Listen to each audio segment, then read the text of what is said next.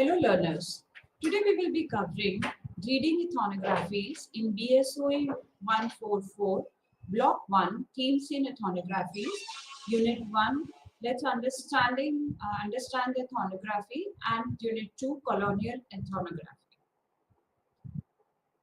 What is ethnography? Ethnography comes from a Greek word ethnos, which means the people, race, or cultural group. It is a science of describing the way people live and their cultures. It is a part of social science and developed from anthropology. Ethnography involves a lot of field work where the researcher or the academicians lives with or observe a group of people over a time. The researcher may participate openly or secretly in the group's daily life. It aims to provide thick description, a detailed explanation of everyday lives and practices. This way, the researchers come to know about in-depth they do the in-depth analysis of the people, what they are doing in their daily life. They observe them secretly sometimes, and they also lives with them to observe them what is going on in their life to before they report the data. Ethnography helps study in beliefs, the behavior of people, social interaction, and traditions and culture. It used qualitative methods like participant observation and later interpretation of collecting data. So, ethnography comes under the qualitative analysis as a research method. Here, the researchers worked on the beliefs and the behavior of the people, how they interact in different cultural and traditions. It happens in very natural settings, not in lab or artificial situations. The researcher tried to understand events from the people's own point, their own views. No, they don't impose the outside meaning. The things come and the responses comes very naturally from the respondents. The researchers tried to make ethnography a scientific way of following strict rules. It is both a process and a product. Process in a way that it involves the field work, and in a product, it is all about the writing report. The process includes observing, recording, and experiencing the culture. The product is a written report, which includes personal thoughts and theoretical insights. Ethnographic writing should give a clear picture of what actually happened, showing the social reality. It includes the detailed events, analysis, and interpretation. The facts in ethnography are not just objective truths, but are the ethnographers' interpretation of reality. The ethnographer's job is to collect data, analyze, and explain it and meaningfully for the readers. Let's understand and look into the history of ethnography. In early 80s, the term ethnology was commonly used. Ethnologists compared cultures and traditions by studying objects, artifacts, and written records. They did not go to the field themselves, but used the documents from the government offices, missionaries, or explorers. They used the secondary data to collect to study and analyze the reports. These early accounts were written by Western colonizers who saw other cultures are less civilized. Such writings and documents reflected the bias and cultural views of the colonizers. Early anthropologists were armchair anthropologists. They studies afar using others' reports. That is, they are using the secondary data. They work on the research done by other people. Later it comes field work, where they are going to live with and observe the people. It was not very common at first, but later on it developed developed over the time through the work of those who began doing field work. Anthropologists started doing their own field work, leading to shift in methods.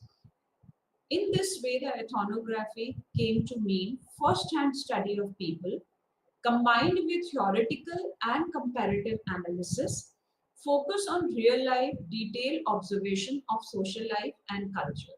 So overall, over the time, from 80s till date, It started with anthropology, and it later on comes to the ethnography, where the real-time data is collected and the respondents respond on the natural way, and it is basically done on the primary data now. There are different schools of ethnography. British and Chicago schools of ethnography. Westerns views primitive people as living examples of prehistoric human life. Their goal was to trace the origins and differences in civilizations and cultures. Early ethnography was based on travel accounts with a bias towards the colonial view, that is British School of Ethnography. Developed from British social anthropology, Bronslaw and Melinsky was a key figure. They were known to be as the best anthropologists. He introduced fieldwork and participant observation as core British ethnography. It is based on detailed fieldwork, scientific approach, rejecting biased and outsiders' views. So overall, the British ethnography is more towards the primary data, where they collect the field data of the respondents. They believe in scientific approach towards the ethnography, unbiased, and the outsider views are also taken into consideration to write the reports. Emerged in 1920s in the University of Chicago. They focused on urban life and communities in American culture. The key figures here were Robert Park and Ernest Burgess and their students and their researchers as well. They use both qualitative and quantitative methods. In qualitative, interview method and life histories were taken into account, and in quantitative, the statistical methods were used. They studied on urban problems, social changes among the cultures, and symbolic interactions. The Chicago School helped shape sociological fieldwork and urban ethnography. Later in second half of the 20th century, ethnography later expanded into two forms, that is psychology and human geography. This is influenced by new theories like functionalism, symbolic interactionalism, feminism, constructivism, and postmodernism. Ethnography today is dynamic, adapting methods and perspectives as social science evolved. There are certain prerequisites for writing ethnography. As I said in the before slides, it is also a product where we talk about the writing reports, but there are certain prerequisites of that. Early ethnography and positivism. Ethnographers aimed to get inside people's perspectives in their daily practices. That is very much required, and this is the base of writing the ethnography. Data collection methods is mainly by participants' observation, where it involves the interviews, which involves the schedules, informal conversations, in-depth discussions, interviews, documentary data, photographs, videos are included in data collection method. Triangulation. It means the multiple data collection methods are used and improve the quality of research. The data is not collected from one source. For example, the researchers talk to the respondents in depth and in very informal discussion happen, and they note the points.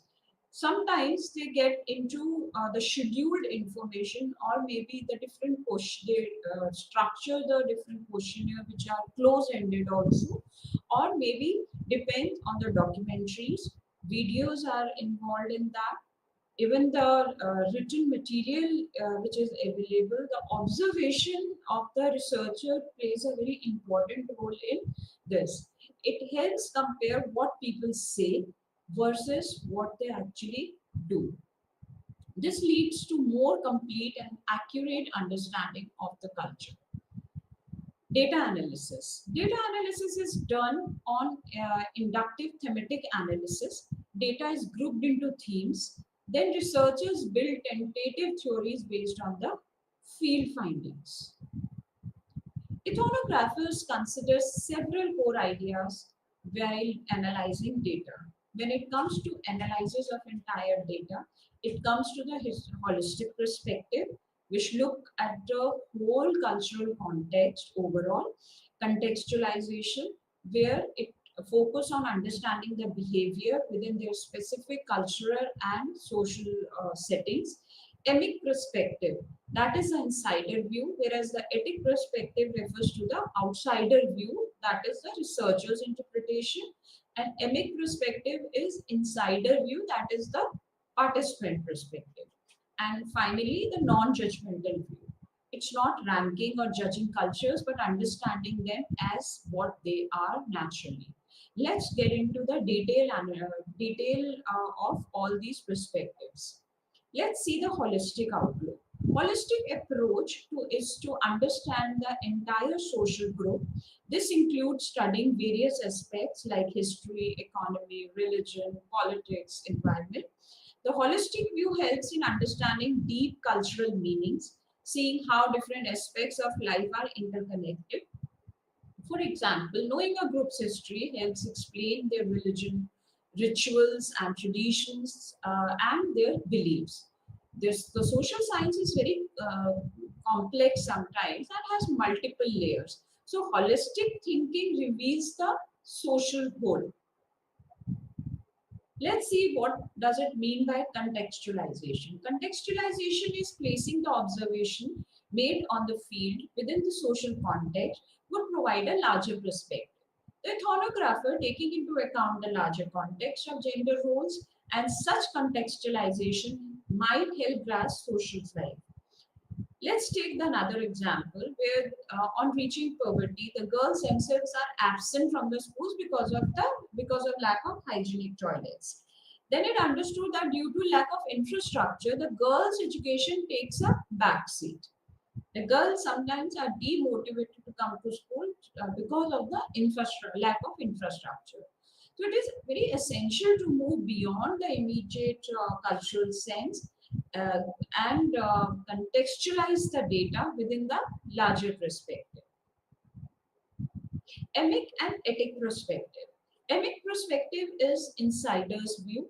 That is a insider's view of their own culture. It helps ethnographers understand why people behave the way they do, the meanings and beliefs behind their actions. It captures multiple realities within the group. They are taking an emic view of time consuming, but ensures validity of the data. Whereas the etic view is outsider's view. Emic view is all about the participants or the respondents view, and etic view is how the researchers see what is their perspective of the culture. It involves more of analyzing and interpretation of the emic data which is provided by the respondents or the people on which the research is going on using external concepts. When we combine both emic and etic perspective, it comes to a very good ethnography report. This combination create a balanced, informed, scientific, and accurate picture of the social reality. Next is non-judgmental attitude in ethnography. Ethnographers must maintain non-judgmental attitude while in the field work. They should avoid making negative judgments about unfamiliar practices. Ethnographers are expected to respect cultural differences and observe with openness. Awareness of biasness is very important in ethnography. The ethnographers are not completely neutral. They have their own beliefs, they have their own biasness. Recognizing one's bias is important to avoid misinterpretation. Avoiding ethnocentrism is when someone imposes their own cultural values, their own traditional values on another group. It is all about imposition. It assumes one's culture is superior, which is mistake in ethnographic work. Good ethnography promotes cultural relativism, not judgment. So it has to be, the researcher has to be non-judgmental attitude while writing the ethnography. or even when when they are in the field. To avoid all these things, they have to be very clear about the beliefs and the cultural norms, and they need to be with the attitude of respecting the cultural differences among the people, and they have a very open mindset. There are a number of ethnographies. Let's see what are the different types of ethnography. Positivist ethnography, which came into the picture in 19th century. Then it is interpretive ethnography, phenomenological approach. Then it is critical ethnography and feminist ethnography. Let's see the detail of all these ethnographies. First is positivist ethnography. This is followed a scientific, objective approach to studying cultures. It emphasized on empirical data, facts, and distance between researchers and subject. It came into picture in 19th century where the researchers aimed the neutral and detached from the people they study. The goal was to discover general laws of human behavior. The functionalist approach or positivist ethnography is where the cultures were seen as static, homogeneous, and harmonious. Every part of the culture was believed to have function in maintaining social stability. Society was viewed as being in equilibrium, working together very smoothly. The key anthropologists on this work were Bronislaw Malinowski, E. Evans, then Margaret Mead, and A.R. Radcliffe Brown. They come up with the research findings and their works as agronauts of the Western Pacific in 1922. Evans Pritchard came with the Neo in 1940. Margaret Mead came with Coming of Age of Samoa in 1928. And A.R. Radcliffe Brown came with Andaman Islanders. Second is interpretive ethnography. Clifford Gates introduced the idea to how to think descriptively, that is, going beyond facts to understand the meanings and emotions behind human behavior. Emphasize seeing people as active social agents, not just passive responders. Key shifts in this focus move from objective to interpretive understanding. It is centered in context of actions, linking the behavior of the respondents with the environment and with the social meanings. Focused on what people do, why they do, and what it means to them.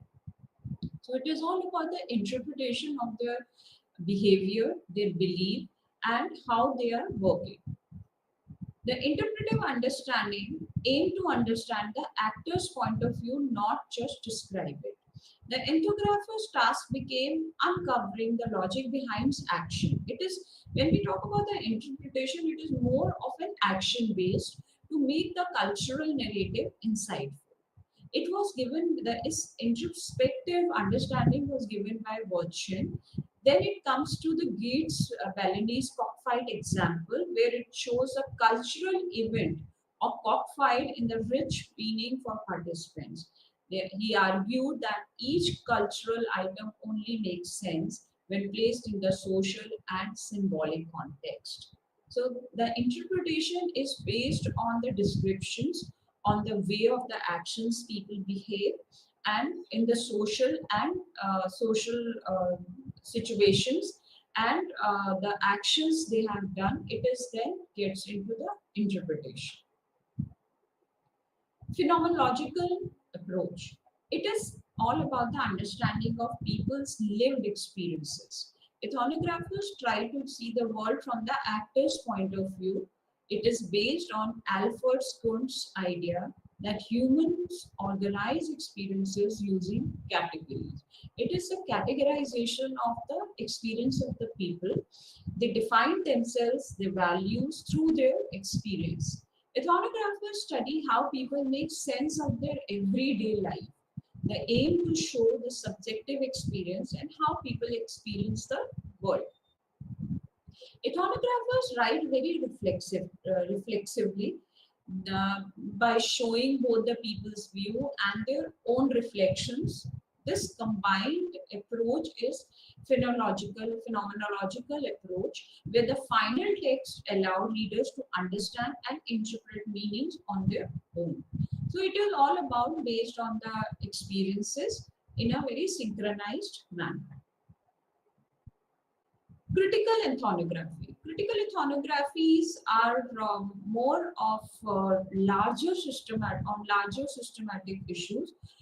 Some ethnographers focus on larger social, political, symbolic, or economic issues. So it is all about a shift from narrow view to larger systematic issues. These ethnographies or these writings are or the reports are often focused on disadvantaged or marginalized group in capitalist society. These critical realist tales are often framed with Marxist theory, where the class struggles and inequality was there. For example, June Nash, We Eat the Minds and the Mind Eats Us. It is a study of Bolivarian miners blending historical and contemporary analysis. Whereas the other example, The Managed Heart by Hans Child, explore the emotional labor of the flight attendant, showing the critical perspective on emotional work. These ethnographies often incorporate economic, social, science, histories, and psychology to understand the social realities. All this critical ethnography is more of the larger perspective from the larger systematic and synchronized issues on all the about the social or political, symbolic, economic issues, psychological issues, even the history as well. Let's see what is feminist ethnography. Feminist ethnographies or the feminist perspectives has significantly influenced, and it is how the ethnographies are written and read. In 1970s, feminists critiqued the masculine bias in the ethnography, questioning the use of male pronouns and exclusion of women or the females' experiences. In 1970, the paper Woman the Gatherer, written by Sally Collins, challenged the endocentric view of man the hunter in anthropology. Peggy Gould's edited volume, Woman in the Field, explored how being a woman influenced anthropologists' experience while doing their fieldwork. Feminist paradigms reveal that traditional conception of women as often male-centered, marginalizing their roles and experience. Power dynamics is an ethnographic fieldwork which is often excluded or minimized women's perspectives. Anti-winner restudy and Trollbrand Islands with included women's voice. They want the females to come in front and reveal the different portrayal of the Trollblanders. So feminist and ethnography basically want the females or the they want the women to come in front in the research as well as about the to experience about their roles and experiences, and also about the ethnography. They need to come in front. They want them to come in front in ethnography fieldwork as well. Today, as on today, with an era of technological advances, there is two types of ethnographies which are very much in the researchers' view, on which the researchers are actually working on. That is autoethnography and online ethnography. An approach where the researchers' personal experiences and social interaction in the field form a central element of the study. And online ethnography is all about the method to study internet communities and online behaviors through various research studies. So if we see from today's point of view, a lot of researchers are going on finding out the online behaviors of the people from different areas, whether it is social or psychology or management, politics. In every area, online ethnographies are very much researched, and the researchers are keep on working on online ethnography. Autoethnography, where the personal experience and the social experience in the field from the central element of study is being done. Let's see in detail about the autoethnography. It combines self-reflection, looking inward the researcher's own experience with an outward gaze that is contextualizing these experiences in the larger cultural settings. So autoethnography is all about the combination.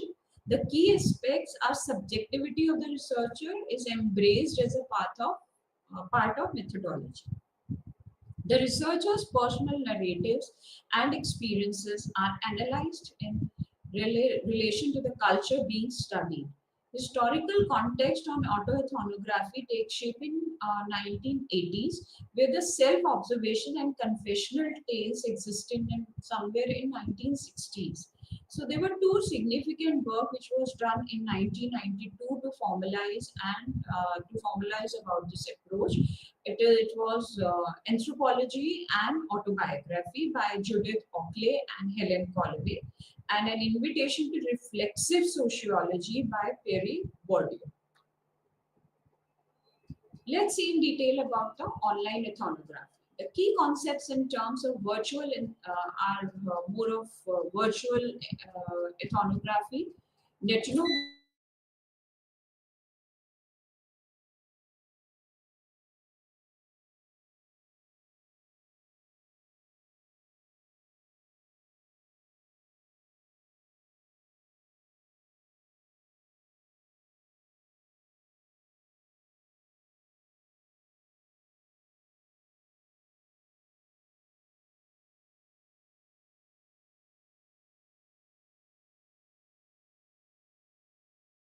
studied on gender in an online forum was done by Kendall. In 2010, the netnography was studying online consumer behavior in marketing.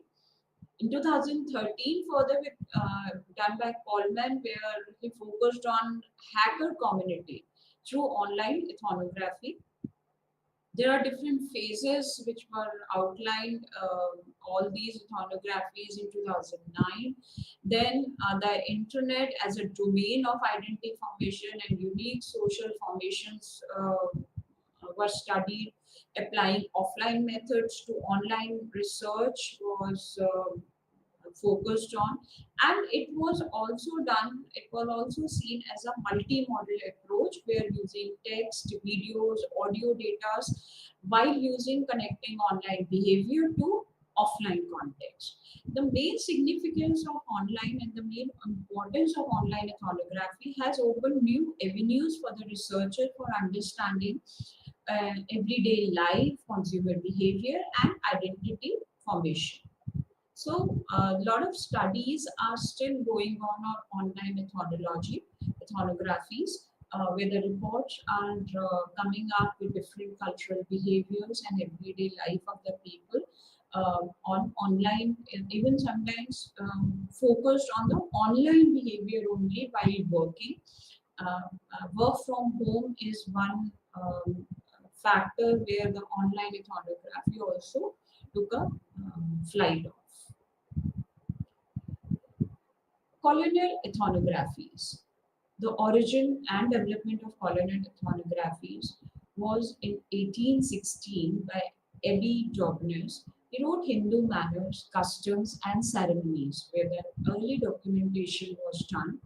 Early works were done initially on British missionaries, officials, scholars, which were aimed at documenting Indian society for administrative control. In 1871, census of data initiated to gather demographic data. Sir Herbert Risley, 1901, conducted a major ethnographic survey. These were the early documentation efforts which were done on an wide development of colonial ethnographies. Later on, in sometime in 1784 to 1861, 1871, they were heavy on literary and legal text. Sir William Jones in 1784 founded the Asiatic Society of Bengal, promoted the study of Indian text and practices. Then Sir Henry Maine published the Ancient Laws and Village Communities in East and West in 1871. So all these Oriental and Indological contribution was mainly focused on literature and legal studies. Formative phase was from 1774 to 1920, which were characterized by descriptive ethnographic accounts, focused mainly on tribals, caste, customs and beliefs, traditions, administration, and land revenue reports. The key figures here, the main researchers, and the work was done mainly by Edward Delton, Herbert Risley, William Crook, Buchan, Sir Denzel Eveston, S.C. Roy, L.K. Anantkrishnan Iyer, the Asiatic Society and Anthropological Society of Bombay, 1886, were formed and plays a very important role in ethnographic accounts in this particular phases. Then comes from 1920 onwards to 1949, professionalism of anthropologies in certain universities. The foremost was University of Calcutta in 1920, where the first anthropology department was formed, and the Indian pioneers were S.C. Roy and M.N. Srivas, D.N. Majumdar, Iravati Karve, and N.K. Bose. Foreign contributors in this particular university were Barrier Elvin, which they worked on the Vega, Gregaria, the Muriel, and the Water. C. von Früher Hemstroff. They were the foreign contributors towards the involvement in starting of anthropology department in the University of Calcutta. Then comes the analytical phase in from 1950s to 1990, where the tribal village studies moves to caste studies, tribal to village and caste studies. It emphasizes more on theoretical and analytical framework. The collaborations and the foreign scholars involved in this was Oscar Lewis, Mekem Marriott, E.G. Bailey, and other ones. Notable Indian scholars were L.B. Vidyarthi, The Sacred Complex of Hindu Gaya, in 1961, The Concept of Sacred Complex, M.H. Srinivas, Social Change in Modern India, where they work on concept of Sanskrit literature, and the evaluative phase later on comes from 1990, and it is going on as on today with new subfields of anthropology, that is medical anthropology, business anthropology, environment anthropology, gender studies, and tourism anthropology. Herbert Risley, 1951 to 1991. There are certain key contributions and context with this researcher and the scholar was leading. He was a leading colonial anthropologist of his time. He was the president of Royal Anthropological Institute, that is also known as RAI, in 1910, acted as official anthropologist and contributed both scientific and administrative colonial goals. So major works done by Herbert Risley was on more on tribes and caste of Bengal region. The multi-volume ethnography account was taken into consideration. People of India in 1908 with E. Guide. It was based on 1901 census, where Risley supervised the census commissioner. So this is one of the major contribution done by Herbert Risley in anthropological studies. It was emphasized more on caste, religion, and central to understanding Indian society. He promoted the racial theory of casteism using anthropometric measurements, examples skull or nose index, to classify Indian caste and tribes. He argued on racial basis of social hierarchy. This view was criticized by contemporaries and the other scholars, later researchers who worked on pseudoscientific and for their pseudoscientific bias. So Herbert Risley mainly worked on caste and the anthropologic metric measurements, which was later on denied and criticized by other scholars. Let's see what other scholars talk about anthropology and ethnographies.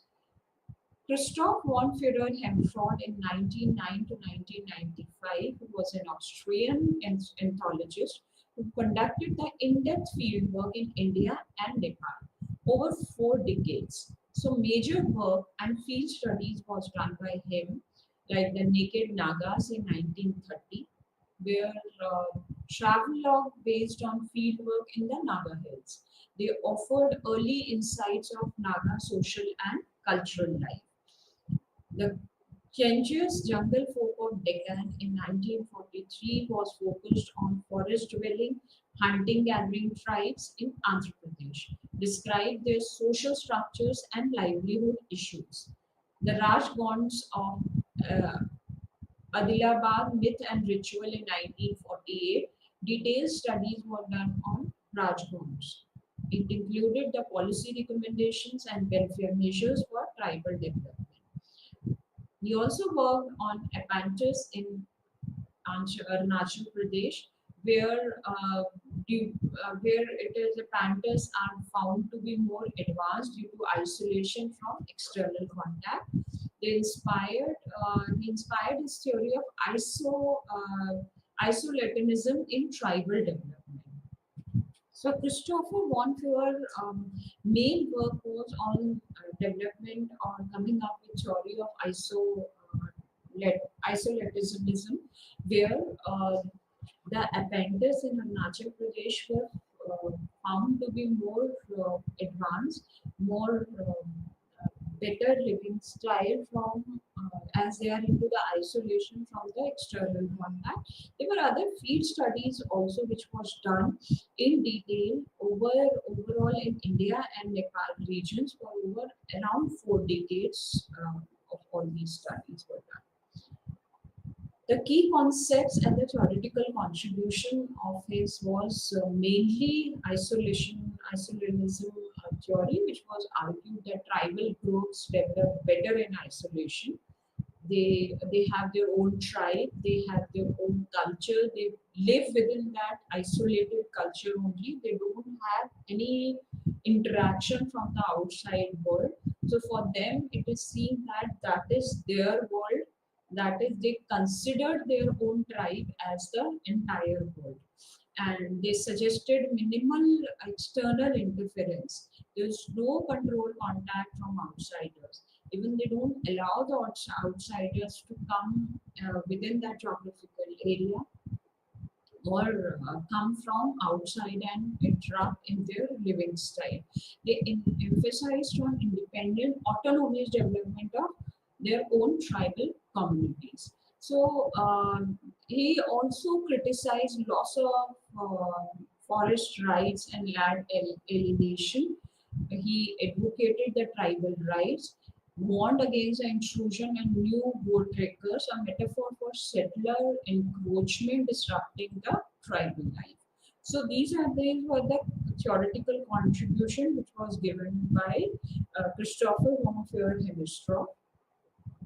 Next scholar in this studies further comes as G.S. Gure from 1893 to 1984. He was a pioneer Indian sociologist and anthropologist. He was also known as father of Indian sociology. The major work was done more on caste and race of in India, because India is known to be as multi-race and multi-caste systems are there. In 1932, he worked on that. He has a landmark publication in Indian sociology. There were different major features of his caste system, where segmental division of society was done, hierarchy was studied, restrictions on feeding and social intercourse, civil and religious disabilities and privileges, lack of occupational mobility, endogamy and restrictions on marriage. They were the main 6 features he worked on the caste system within India and different locations. So here The key theoretical contribution was he was critic of Risley, where he rejected racial theories of caste origins. He opposed anthropometric methods used to classify people. He emphasized more on literature and historical sources over pseudo scientific racial data. Caste as a social and cultural system, he viewed caste as shaped by religion, tradition, and social practices, not racial hierarchy. Criticism of colonial classification, he argued on British administrative efforts led to rigidification of of the caste, which had been more flexible under pre-colonial systems. He accused the colonial regions of creating labels that froze social mobility. The legacy and influence was more towards instrumental in establishing established a sociology as an academic discipline in India. So today also we are studying sociology as a subject. Mentored scholars like M.N. Srinivas, who was further shaped Indian sociology. His approach towards classical Indology and empirical field research is very well documented and very well researched and found in studies of the sociology in the books, and he authored many research papers and the books on specific subject. Where Elvin is another was another scholar. He basically worked on Krishna. He was a Christian missionary who turned anthropologist. He deeply involved in tribal welfare and he advocated the colonial and post-colonial India. The key area of his studies were for nearly 30 years among Baigas and Gonds of central India, that is Orissa or Madhya Pradesh. Tribes in northeastern frontier agency, that is NEFA, which was now known as Arunachal Pradesh. He was being a social work among the bonds in 1932 somewhere, where he worked very aggressively on the tribal welfare among the tribes in the northeast, Orissa and MP area. His major works and contributions were a lot of books, pamphlets, articles to raise the awareness of about the tribes and the tribal people. His key contributions were the Agaria in 1943, Aboriginals, the Murray and their daughter in 1947. He also documented youth dormitories, that is hotels, as certain central to Mural tribal life. These hotels trained youth in social responsibility and sexual norms. He emphasized more on tribal culture, art, music, dress, values, tradition, their eating habits, and warned on cultural erosion under Hinduism and Christianity. So here the Elvin, when we see these scholars, Elvin favored perfectionism and cultural preservation through isolation, whereas Gure advocated complete assimilation of tribals into mainstream Hindu society. So different scholars have their own contribution, their own research work. Time to time, they publish these researches. They publish the books, they publish the works, and they come forward for the tribals, the about the cultural norms, about the art, about the music. So there were different erosions and different forms of inclusion of all these works, which were favored and sometimes criticized by a lot of scholars. Let's see what D.N. Majumdar, who is very known Indian anthropologist who bridges the gap between tribal, caste, and village studies, which was Newson's view as tribal integration. He was born in 1903 in Patna. Education was from Calcutta University in Masters in Anthropology. He did his PhD from Cambridge University under Professor D.C. Hodgson. The career he joined as Lucknow University as faculty member and delivered a lot of lectures at Cambridge and was the main contribution and main achievement was he was elected as fellow of Royal Anthropological Institute in 1936 while he was studying on while he was researching on his work on the tribal integration. So his research focus was the field work which he chose on the tribal regions was Chota Nagpur, then it was Jaunsar, Bawar, Himalayas, and Uttar Pradesh. So few of the tribal regions field work was taken into consideration during his research work.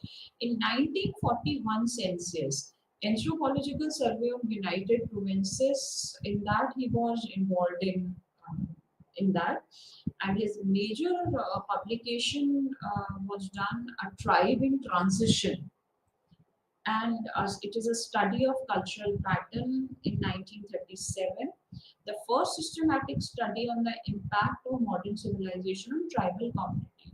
So his research was basically involved working on tribal communities only, where he worked majorly on the bridging the gap between the tribes, caste, and village studies. And it is more towards the integration, which is later on, the term as tribal integration, where it was to work on their cultural, their norms, the way they lives, the way they perform their activities.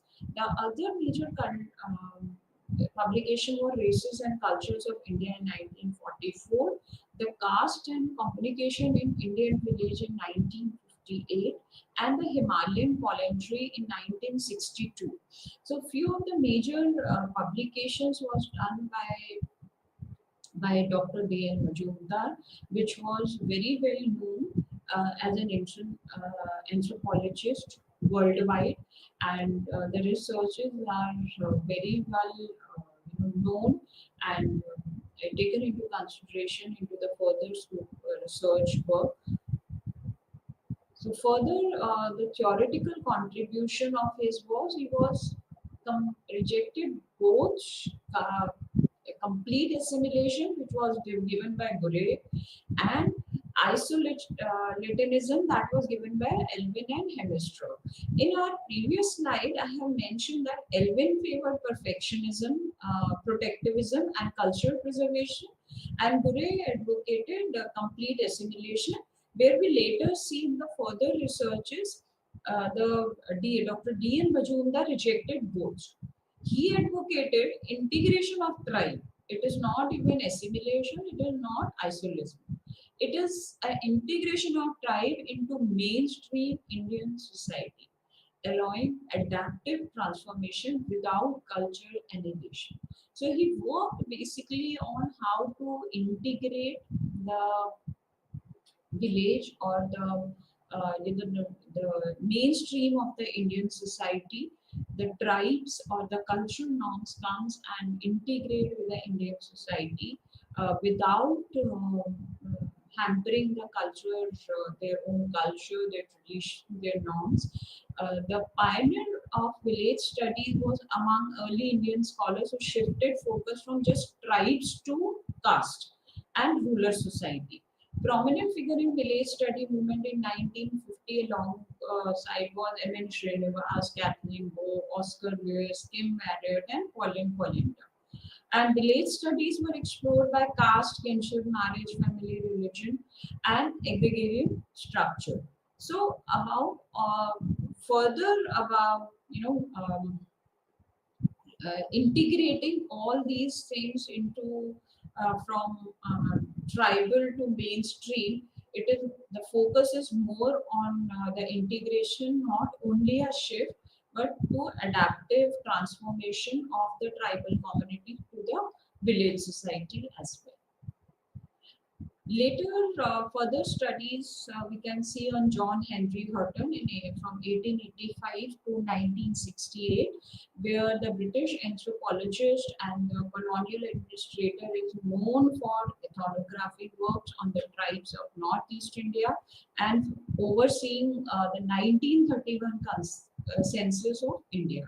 He was born in Yorkshire in United Kingdom. He was served as Indian Civil Service, where he focused on administrative and anthropological work in Assam. Now, the main contribution of ethnography of the Nagas were done by him. He authored two more major monographs, that is Angami Nagas and Sima Nagas in 1921 and 1922. He contributed a lot of articles and to scientific journals on Naga culture mainly. Organized and inspired further research among colleagues, making Assam Hill Tribe some of the best documented groups in Indian ethnography. So here the John Henry Hutton worked mainly on Naga's culture and on the and he worked on different researches, different articles were published. So in 1931, he was appointed as Census Commissioner of India. His introduction on the census report was lauded for its breadth of outlook and strong in archaeological and historical perspective, detail, and well organized knowledge. He was seen as worthy successor to Sir Herbert Risley, although opinion varied on his racial conclusion. So his opinion were also very different when it comes to the racial conclusions, which was done by other researchers. Mainly when we see back slides, it was more when it was done by Risley and Gurre, where they the key concepts of Christopher and Fewer were done on the welfare measures and different studies were done on different cultural norms and racials, the tribals. So overall, the racial conclusions which were given by Sir Herbert Risley, his opinions were varied on this. It was different. He had different researches on this. He had different outlook on that. So in post 16th, ethnographic and sociological development in India happened in different manner. First was institutional growth. Institutional growth happened when it comes to the mainstream education, when it comes to the university level teaching in sociology and anthropology. There was rise in demand of social scientists due to planning and development plans in newly independent India. Census operation created opportunities for empirical research and other fieldwork. The theoretical and methodological shifts were done from movement from descriptive village studies to more analytical and theoretical research. Emphasis were done on institutional and conceptual linkages. Push for indigenization of concepts were done. Influence of functionalism and structural functionalism, especially by M.N. Srinivas and others. The key scholars and works, if we see combinedly, M.N. Srinivas' work on religion and society among Kurds, he explored kinship, religion, law through structural functionalist lens. Iravati Karve worked on Hindu kinship system in 1953, where she connected kinship and marriage with caste hierarchy. F.G. Bele worked on caste and economic frontier, where he worked on caste in relation to economic changes. S.C. Dubey and D.N. Majumdar worked on village social structure and effects of various development programs. Leo Dorman worked on homo hierarchies in 1970, where the cognitive historical model of caste as a value system based on purity and pollution. Women-centric ethnographies were done or were researched by Patricia Kaplan in Class and Gender of India, where she studied upper class women's voluntary organization in Madras. Susan Wedley worked on life stories, gender, family, divine belief system in rural India. Suzanne Seymour worked on effects of education and modernization of women's role and delayed marriages. There are certain emerging trends which are there in the studies, that is sublateral studies movement, which was taken led by Ramachandra Guha, Partha Chatterjee, and Gayatri Suprava. It was reinterpreted colonial history through the lens of marginalized and voiceless. Major influence was on post-colonial anthropology. The new directions are more towards a reflexive and critical approaches to ethnography, awareness of globalization, political economy, and historical context. There are certain recognitions and contributions from both native and Western trained scholars. So overall, we have studied on ethnography, where it presents not just the researcher's perspective, but also the voices of community being studied, making it a collaborative narrative. We also discussed on traditional ethnography as involved into contemporary ethnographies, which were realist, confessional, and critical taste in terms of depicting cultures as they are, confessional in terms reflecting personal involvement and subjectivity, critical tales where they are offering critics and addressing larger social issues or economic, psychological, political issues. The ethnographer's subjectivities is more of personal bias and views, where they plays a role in shaping the ethnographic text. The voice of the observed community is intertwined with the researcher's perspective and adding layers of meaning. The colonial period marked the growth of anthropology and sociology. Many scholars, especially the Indian scholars who were trained in UK and US, also conducted field work on caste, tribes, and villages. By the early 20th century, Indian scholars began establishing their departments in the universities um, as a mainstream subject as anthropology and sociology in India. Over the period of time, the studies shifted from being descriptive and become more evaluative and analytical in nature. Initially, it was more of contemporary and working on a very descriptive manner. But later on, it was more subjective. But later on, it was more on an analytical manner. Although over the period of time, after a few of the researches, although influenced by colonial Indian anthropology showed a great potential. Yeah, many Indian scholars and researchers have worked on tribals. D.N. Majumdar worked on Dr. D.N. Majumdar worked on Indian integration of tribal communities.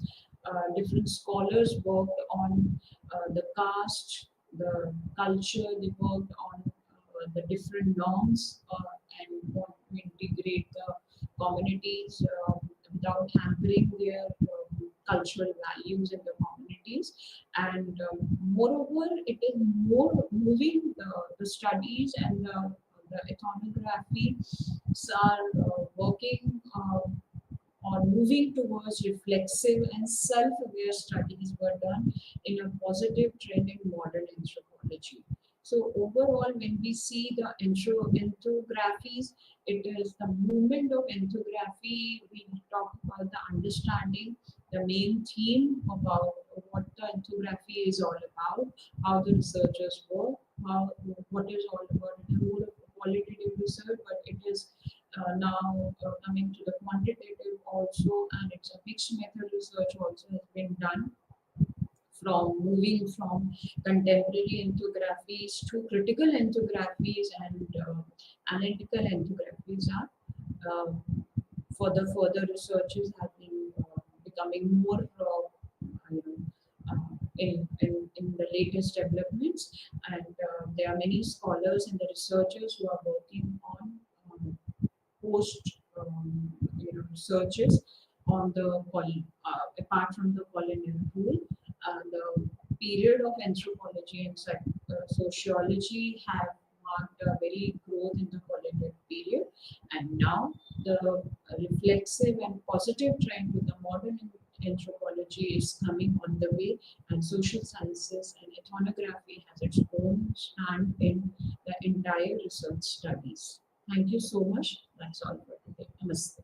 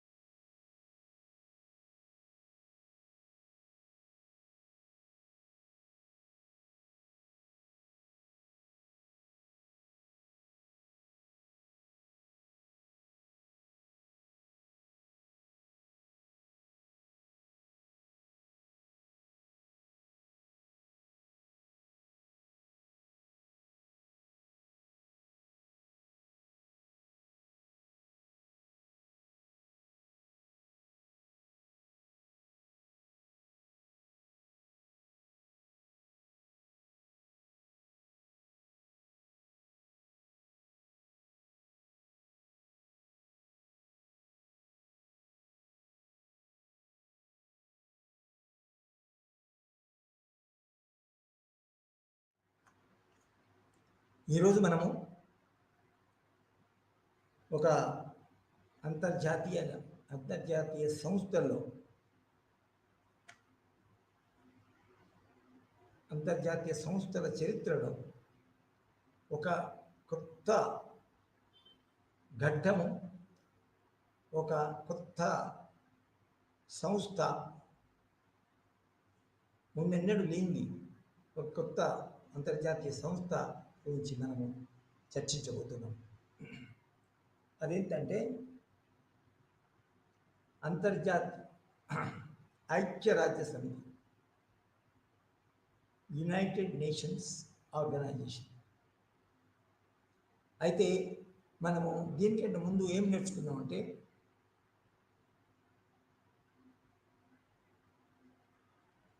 ఇంకొక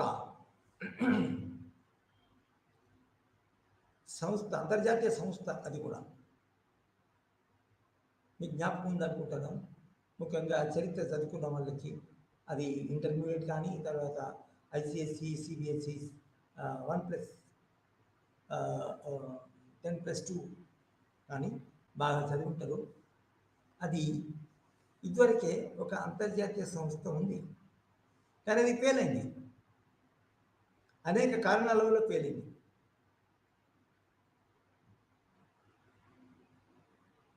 దానికంటే ముందు ఒక treaty of Versailles అనే ఒక treaty, ఒక మన అంటే అప్పుడు ఆ లెవెల్లో ఆ సందర్భంలో నీకు అది కూడా అంతర్జాతీయ మన ట్రీటీ అనొచ్చు. ఆ ట్రీటీ ఏంది జ్ఞాపకం ఉందా మీకు? Treaty of Versailles. వర్సెల్స్ అనే పట్టణంలో, ముఖ్యంగా యూరోప్లో, ఈస్టర్న్ యూరోప్లో, వార్సా దగ్గర వర్సెల్స్ పట్టణంలో అది జరిగింది. అది ఆ తర్వాత దానికి అనుగుణంగా అందులో తీసుకున్న నిర్ణయాల ప్రకారము, మన తీర్మానాల ప్రకారము ఇది యుద్ధాలు మళ్ళీ రాకూడదు, యుద్ధాలు రాకుండా మన అన్ని దేశాలు ప్రయత్నించాలా, తర్వాత మన బలము ఉపయోగించకూడదు అనే విషయాలను మన ఆబ్జెక్టివ్స్తో అది ట్రీటీ ఆఫ్ వర్సెల్స్. తర్వాత అందులో పాల్గొన్న రాజ్యాలు ఏదైతుందో అందులో వాళ్ళు కొంచెం ఒక మన అంగీకారానికి వచ్చి ఆ ట్రీటీ ఆఫ్ వర్సెల్స్ సంతకం జరిగింది. అయితే అది దాని తర్వాత తదనుగుణంగా ఒక అంతర్జాతీయ సంస్థ, అంటే వర్సెల్స్ ట్రీటీకి అనుగుణంగా వర్సెల్స్ ట్రీటీలో చేసుకున్న నిర్ణయాల ప్రకారంగా మన నడవడానికి, ప్రపంచ దేశాలు నడవడానికి ఒక సంస్థ కూడా కావాలా, ఆ అంతర్జాతీయ సంస్థ కూడా కావాలా అనే ఉద్దేశంతో ఒక సంస్థ ఏర్పడింది. అదే నానాజాతి సమితి. సో అనేక కారణాల వల్ల తర్వాత ఆ ట్రీటీ ఆఫ్ వర్సెల్స్లో కొన్ని రాజ్యాలు, ఓడిపోయిన రాజ్యాలు, మాకు అన్యాయం జరిగిందని ఫీల్ అవుతూ ఏదో నామమాత్రంగా ట్రీటీ ఆఫ్ వర్సెల్స్ సంతకం చేసి దాని తర్వాత ఇది మన నానాజాతి సమితి ఏర్పాటు కొరకు కూడా ఒప్పుకొని అది మళ్ళీ వాళ్ళ యొక్క సామాన్య వ్యవహారాలను నడుపుకుంటూ తర్వాత అంతర్జాతీయ వాళ్ళ దేశం యొక్క స్వాతంత్రాన్ని కాపాడుకుంటూ తర్వాత డెవలప్మెంటల్ యాక్టివిటీస్ చేపడుతూ అవి ఉన్నాయి. కానీ వాళ్ళకు ట్రీటీ ఆఫ్ వర్సెల్స్ ద్వారా తర్వాత ఫస్ట్ వాళ్ళు మన ఆపిన యుద్ధం ఆపడానికి అనేక కాంప్రమైజెస్, అనేక నష్టాలు వాళ్ళ మీద పడేసి, వాళ్ళ మీద మన కొన్ని దేశాల్లో పడేసి చేసేవాళ్ళకి ఆ దేశాలు ఏమవుతుందో వాళ్ళ యొక్క పగను, వాళ్ళ యొక్క కసి చల్లారలేదు. సో దానివల్ల ఏమవుతుంది అంటే ముఖ్యంగా 3 దేశాల్లో జపాన్, జర్మనీ ఇటలీ మసలోనియా, జపాన్, జర్మనీ అంటే ఈ 3 దేశాల అధిపతులు ఏదైతే ఉన్నారో తమకు జరిగిన అన్యాయాన్ని మళ్ళా నష్టపరిహారాన్ని దాన్ని ఎదుర్తూ అది ప్రతీకారానికి ఒడగట్టాలనే ఉద్దేశంతో వాళ్ళు నిజానికి వాళ్ళ దేశంలోనూ మరియు అంతర్జాతీయ స్థాయిలోనూ వాళ్ళు మన కసిపించుకుంటూ తర్వాత మన ఆయుధాలను పెంపొందించుకుంటూ మళ్ళీ చివరికి 1938 వరకు వచ్చినారు. సో 1939లో దానికి సెకండ్ వరల్డ్ వార్ వచ్చింది. సెకండ్ వరల్డ్ వార్ వచ్చిన తర్వాత అది ఇప్పటి నుంచి ఎప్పుడు జరిగింది? 1939 to 1948. సో అంత పెద్ద సెకండ్ వరల్డ్ వార్. అది ఆ సెకండ్ వరల్డ్ వార్ కూడా నిజానికి ఎక్కడి వరకు పోయిందంటే యుఎస్ఏ మన మన మీకు తెలుసు కదా, జ్ఞాపకం ఉందనుకుంటాను. ఇది యుఎస్ఏ జపాన్లో ఉన్న సిటీస్ అయితే హిరోషిమా, నాగసాకి అనే ప్రాంతాలపై పెద్ద ఆటంబాంబులు వేయడం వల్ల దానికి ఆ నష్టానికి భరించలేక అసలు జపాన్ అంతా పూర్తిగా కూర్చున్నది. జపాన్ మన ఏమి చేయలేదు కాబట్టి యుద్ధం ఆగిపోయింది. ఆ యుద్ధంలో హిట్లర్, జర్మనీకి సంబంధించిన హిట్లర్, తర్వాత జపాన్కి సంబంధించిన ఒక రాజు నాయకుడు ఉండే, అదేవిధంగా ఇటలీకి సంబంధించిన మస్సులోని అనే నాయకుడు, ఈ ముగ్గురు వాళ్ళు ఓడిపోవడం జరిగింది సెకండ్ వరల్డ్ వార్. సో దానికి అంటే చాలా పెద్ద యుద్ధం, ఒక ఐడియాలజికల్ వార్ కూడా.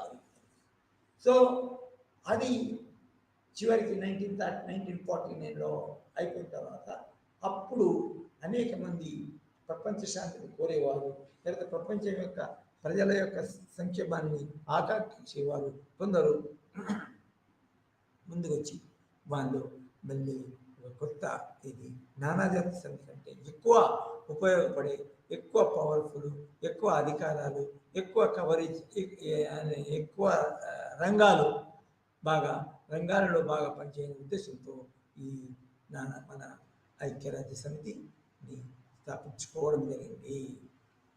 సో ఇది దానికి పూర్వరంగం. అంతర్జాతీయ సెకండ్ వరల్డ్ వార్ ఎందుకైంది? సెకండ్ వరల్డ్ వార్లో ఏం జరిగింది? ఏ సంవత్సరం నుంచి ఏ సంవత్సరం జరిగింది? మళ్ళా సెకండ్ వరల్డ్ వార్ తర్వాత యుద్ధం ఎట్లాగింది?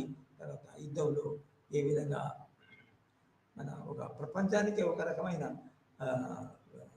పాఠము నేర్పిందని చెప్పచ్చు. ఎందుకంటే సెకండ్ వరల్డ్ వార్ ఆగకముందు, జస్ట్ ఆగకముందు తర్వాత యుఎస్ఏ జపాన్లో ఆటం బాంబు వేయడం వల్ల ఎంత నాశనం జరుగుతుందో అనేది డిమాన్స్ట్రేట్ చేయబడింది. ఆటం బాంబు ఎంత నష్టాన్ని చేకూరుస్తుంది అనేది ఆటం బాంబు. ఎందుకంటే ఆటం బాంబు వేసిన వాడికి, తర్వాత ఆటం బాంబు ఎవరి మీద పడుతుందో ఇద్దరి ప్రాంతాలు నష్టం జరుగుతుంది.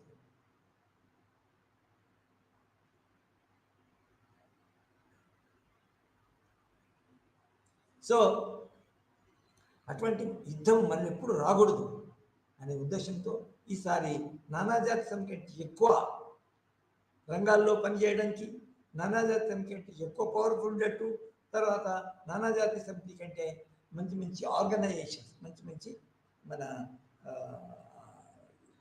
యుఎన్ఓ కింద పనిచేసే సంస్థలను ఏర్పాటు చేసుకుంటూ ఒక అక్టోబర్ 24th అక్టోబర్ 1948లో నాడు ఈ యునైటెడ్ నేషన్స్ ఆర్గనైజేషన్ ఐక్యరాజ్య సమితి అనేది ప్రారంభమైంది. అయితే ఈ ఐక్యరాజ్య సమితిలో ముఖ్యంగా ఈ సమితి ముఖ్యంగా యుఎన్ చార్టర్లో ఉంటుంది. అదే ఏ విధంగా కొన్ని యుఎన్ఓ అంతర్జాతీయ సమితి, అంతర్జాతీయ శాంతి, అంతర్జాతీయ భద్రత కాపాడడానికి, అంతర్జాతీయ శాంతి నెలకొల్పడానికి, దానికి వీటన్నిటి యొక్క మన ఒక అది కోడ్గా రాసి అది చేయడం జరిగింది. ఇది యుఎన్ చార్టర్.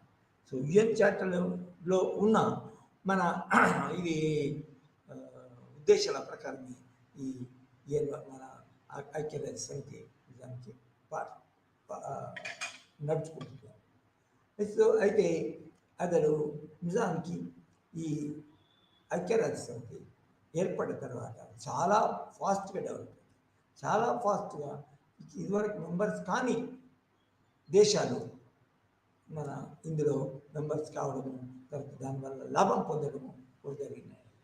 ఎందుకంటే ఒక మన అంతర్జాతీయ స్థాయిలో జాతుల మధ్య, తర్వాత దేశాల మధ్య అది శాంతిని నెలకొల్పడానికి వాళ్ళ మధ్యన ఉంటే జగడాలంటే వాటిని పరిష్కరించడానికి ప్రాబ్లమ్స్ పరిష్కరించడానికి సంస్థ ఉంటే ఏమైందంటే ఒక తప్పు చేసే ఆర్గనైజేషన్ తప్పు చేసే దేశం ఉందనుకో కనీసం అంతమంది మన అంతర్జాతీయ సమితిలో ఉన్న మెంబర్స్ అందరూ చెప్తున్నారు కదా అది నేను తప్పను అని అనుకుంటూ అతను తన యొక్క తన యొక్క పాలసీలని విధానాలని దానికి మన మార్చుకోవడానికి లేకపోతే పెండింగ్ తన యొక్క ఆబ్జెక్టివ్స్ను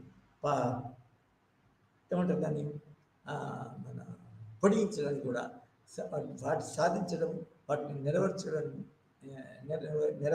ఏదైతే ఉందో దాన్ని పొడుగు ఆ పని అనేది జరుగుతుంది లేకపోతే పొడిగించడం అనేది జరుగుతుంది.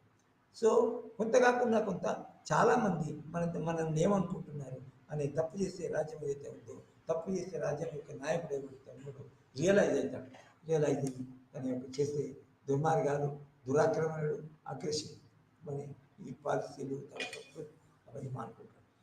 ఓకే, సో ఐక్యరాజ్య సమితి. సో ఐక్యరాజ్య సమితి ఎంత పెద్దది అంటే ఒక మన యుఎస్ఏలో ఎంత పెద్దగా మన వ్యవహారాలు జరుగుతాయో తర్వాత యుఎస్ఏ అంటే ఇది world with in a world అంటారు అసలు యాక్చువల్గా అదొక ప్రపంచం. యుఎస్ఏ 50 రాష్ట్రాలు తర్వాత ఒక్కొక్క రాష్ట్రానికి స్వతంత్ర ప్రతిపత్తి ఉంటుంది, స్వతంత్ర రాజ్యాంగం ఉంటుంది. అట్లనే ఈ మన ఐక్యరాజ్య సమితి కూడా చాలా పెద్ద ఆర్గనైజేషన్. సో ఆ ఆర్గనైజేషన్ ఎంత పెద్దది అనేది ఇంకా మనము దాని గురించి చదివితే దానికి తెలుస్తుంది. అదేవిధంగా అది ఏమన్నా నిజానికి ఏమన్నా లక్ష్యాలను సాధించిందా, దానివల్ల ప్రపంచ దేశాలకి ఏమైనా కూడా లాభం కలిగిందా, ప్రపంచ దేశాల్లో బలహీన దేశాలకి ఏమైనా దాని వల్ల లక్ష్యం దొరికిందా అని చరిత్ర కనుక చూస్తే 1945 నుంచి ఇప్పటి వరకు చూస్తే అసలు దానికి పర్ఫార్మెన్స్ ఎట్లుందో అనేది తెలుస్తుంది. అది సో ఈ అంతర్జాతీయ సంస్థ ఈ విధంగా సో ఈ ఏర్పడ్డదని మనం దీని యొక్క బ్యాక్గ్రౌండ్ మన ఈ నేపథ్యం అనేది తెలుసుకున్నాం. సో ఇప్పుడు ఈ అంతర్జాతీయ సంస్థ అయిన ఐక్యరాజ్య సమితి ఏ విధంగా పనిచేస్తుంది, దాని యొక్క ఆర్గనైజేషన్స్ ఏంటి, ఇదొక పెద్ద ఆర్గనైజేషన్ కదా, ఇదొక పార్టీ అంటే చాలా ఆర్గనైజేషన్స్ ఉప సంస్థలు మన స్మాలర్ ఆర్గనైజేషన్ డిపెండెంట్ ఆన్ ఈఎన్ఓలో వచ్చే ఫండ్, ఈఎన్ఓలో ఉండే కార్యనిర్వాహక మన కార్యకలాపాలు, తర్వాత దీని ఈ రాష్ట్రాలకి ఈ మెంబర్ కంట్రీస్కి మన ఉపయోగపడతాయి. సో ఏంటంటే అంతర్జాతీయ సంస్థ అయిన ఈ నానాజాతీయ సంస్థలో నిజానికి మన అంతర్జాతీయ సంస్థ ఐక్యరాజ్య సమితి యొక్క లక్ష్యాలు మరియు సూత్రాలకు నచ్చిన వారందరూ ఈ ఐక్యరాజ్య సమితిలో మెంబర్స్ కావచ్చు. సో మీకు ఆశ్చర్యపోతారు, మొట్టమొదలు ఐక్యరాజ్య సమితిలో ఒక 53 రాజ్యాలే కలిగి ఉండే. మొట్టమొదలు ఒక రాజ్య మన only 50 countries okay were there, but afterwards now it is 153 actually. No, actually it has gone to దానికి మన 190 and above members. సో అది ఆ యొక్క పెరుగుదల సభ్యత్వంలో పెరుగుదల కనుక చూస్తే అది నిజానికి ఎంత పెద్ద పెరిగింది, తర్వాత ఎన్ని కార్యక్రమాలు చేసింది 193. సో అదొక చిన్న సంఖ్య కాదు. అయితే ఇందులో చిన్న రాజ్యాలు ఉంటాయి, పెద్ద రాజ్యాలు ఉంటాయి, మధ్యస్థ రాజ్యాలు ఉంటాయి. అయితే దీన్ని చూసి ఈ నెంబర్ చూసి కనుక మనము విశ్లేషించుకున్నట్టయితే నిజానికి మన ఐక్యరాజ్య సమితి యొక్క ప్రభావం ప్రపంచంలో ఎంతో ఉందని, తర్వాత అది శాంతి కొరకు, మన రక్షణ కొరకు, తర్వాత అభివృద్ధి కొరకు, తర్వాత ప్రజల యొక్క సంక్షేమం హ్యూమన్ డెవలప్మెంట్ ఇండెక్స్ యూనో బాగుపరచడానికి ఇది ఎంత కృషి చేసింది అనేది మనకు తెలుసు. సో ఇది సో ఈ యొక్క అంతర్జాతీయ ఐక్యరాజ్య సమితి యొక్క నడవడి, వ్యవహారాలు, లక్ష్యాలు దానికి యుఎన్ చార్టర్ ఉంటుంది. ఆ చార్టర్ ప్రకారం దానికి ఈ ఐక్యరాజ్య సమితి నడుచుకుంటుంది.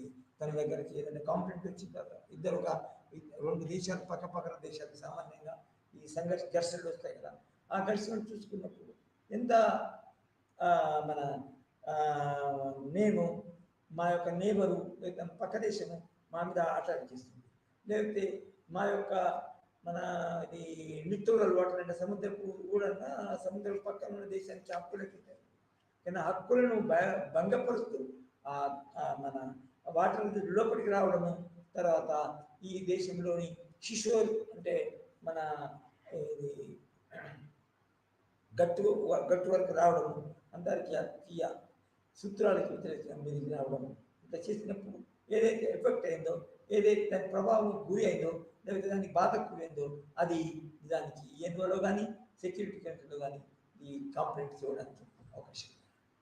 So this is the United nations UN charter and మన యుఎన్ చార్టర్లో ఉన్న లక్ష్యాలు, మరి యుఎన్ చార్టర్లో ఉన్న మన ఇంటికవి సూత్రాలను బట్టి ఆ లక్ష్యాల కొరకు యుఎన్ఓ పోరాడుతుంది. సో అంటే ఏంటంటే మన ఫస్ట్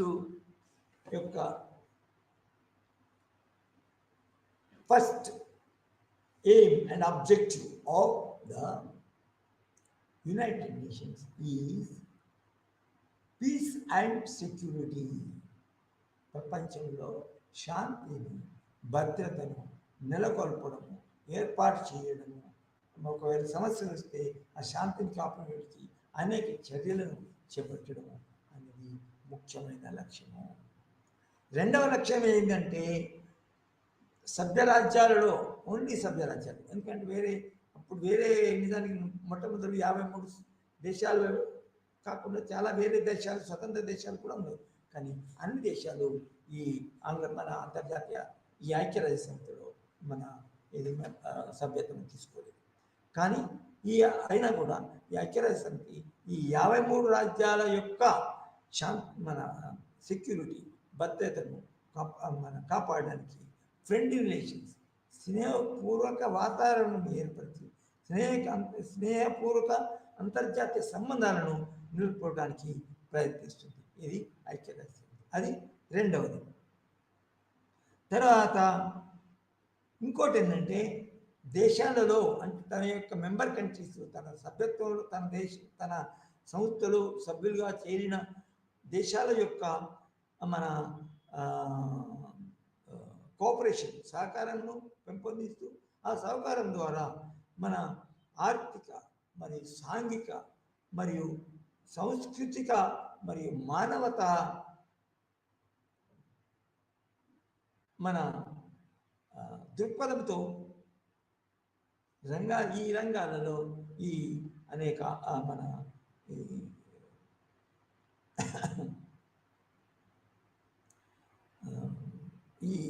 ఈ అంశాలను అక్కడ ఆ దేశాల్లో మన పెంపొందించడానికి అవకాశం ఉంటుంది. సో అయితే ఇంకొకటి మూడవది ఏంటంటే ఈ కంట్రీస్లో మరి ఐక్యత హార్మోని అంటే కలిసి పనిచేయడం, హార్మోనైజింగ్ రిలేషన్స్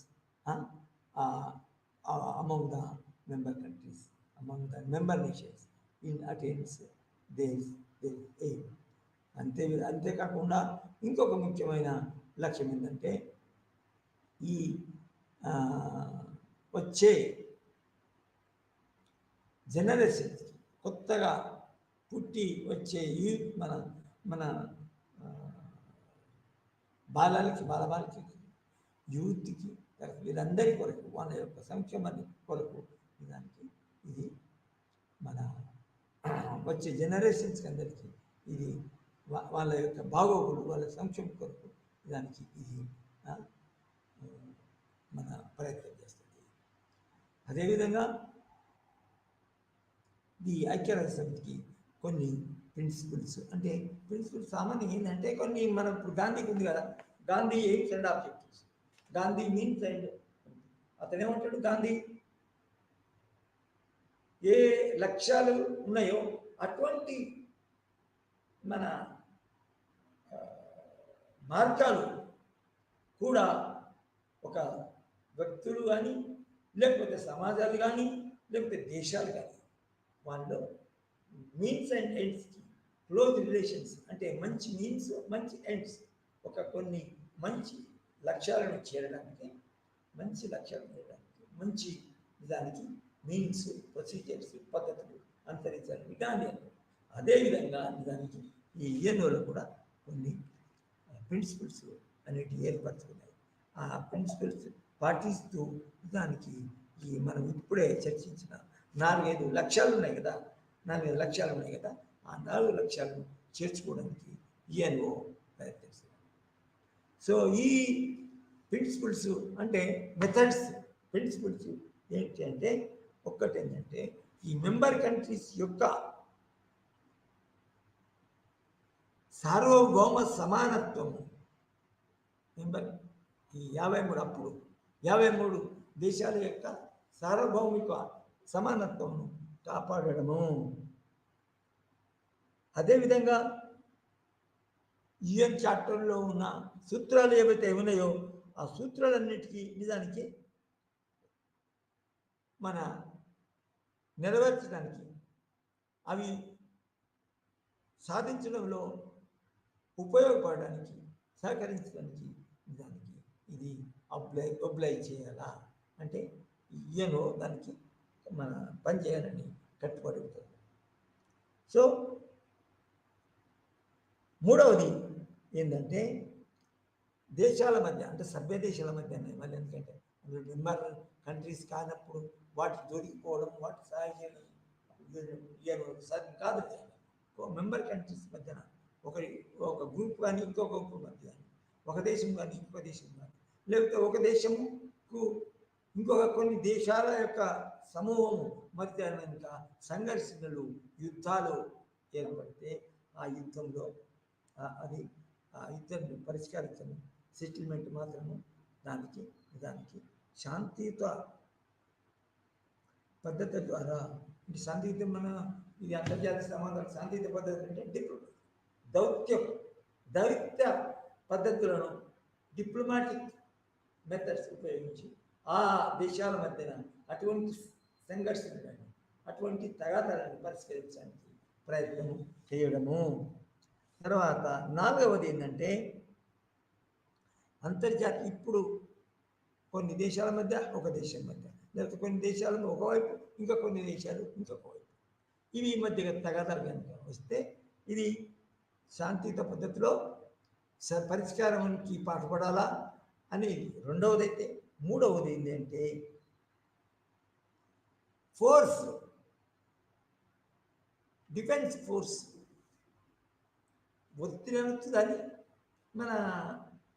మన బలాన్ని ఉపయోగించుకోకూడదు, నో యూజ్ ఆఫ్ ఫోర్స్ అని దానికి మూడవ పద్ధతి, లేకపోతే మూడవ సూత్రము, మూడవ మీన్స్. ఓకే, మొదటిది all should fulfil the charters, UN charters principles, and all should try to settle the disputes between the few countries on the one hand and one country on the other hand, few countries on the one hand and few countries on the other hand, or whatever problems. So they must be settled peaceful means without using force. మూడవది ఏంటంటే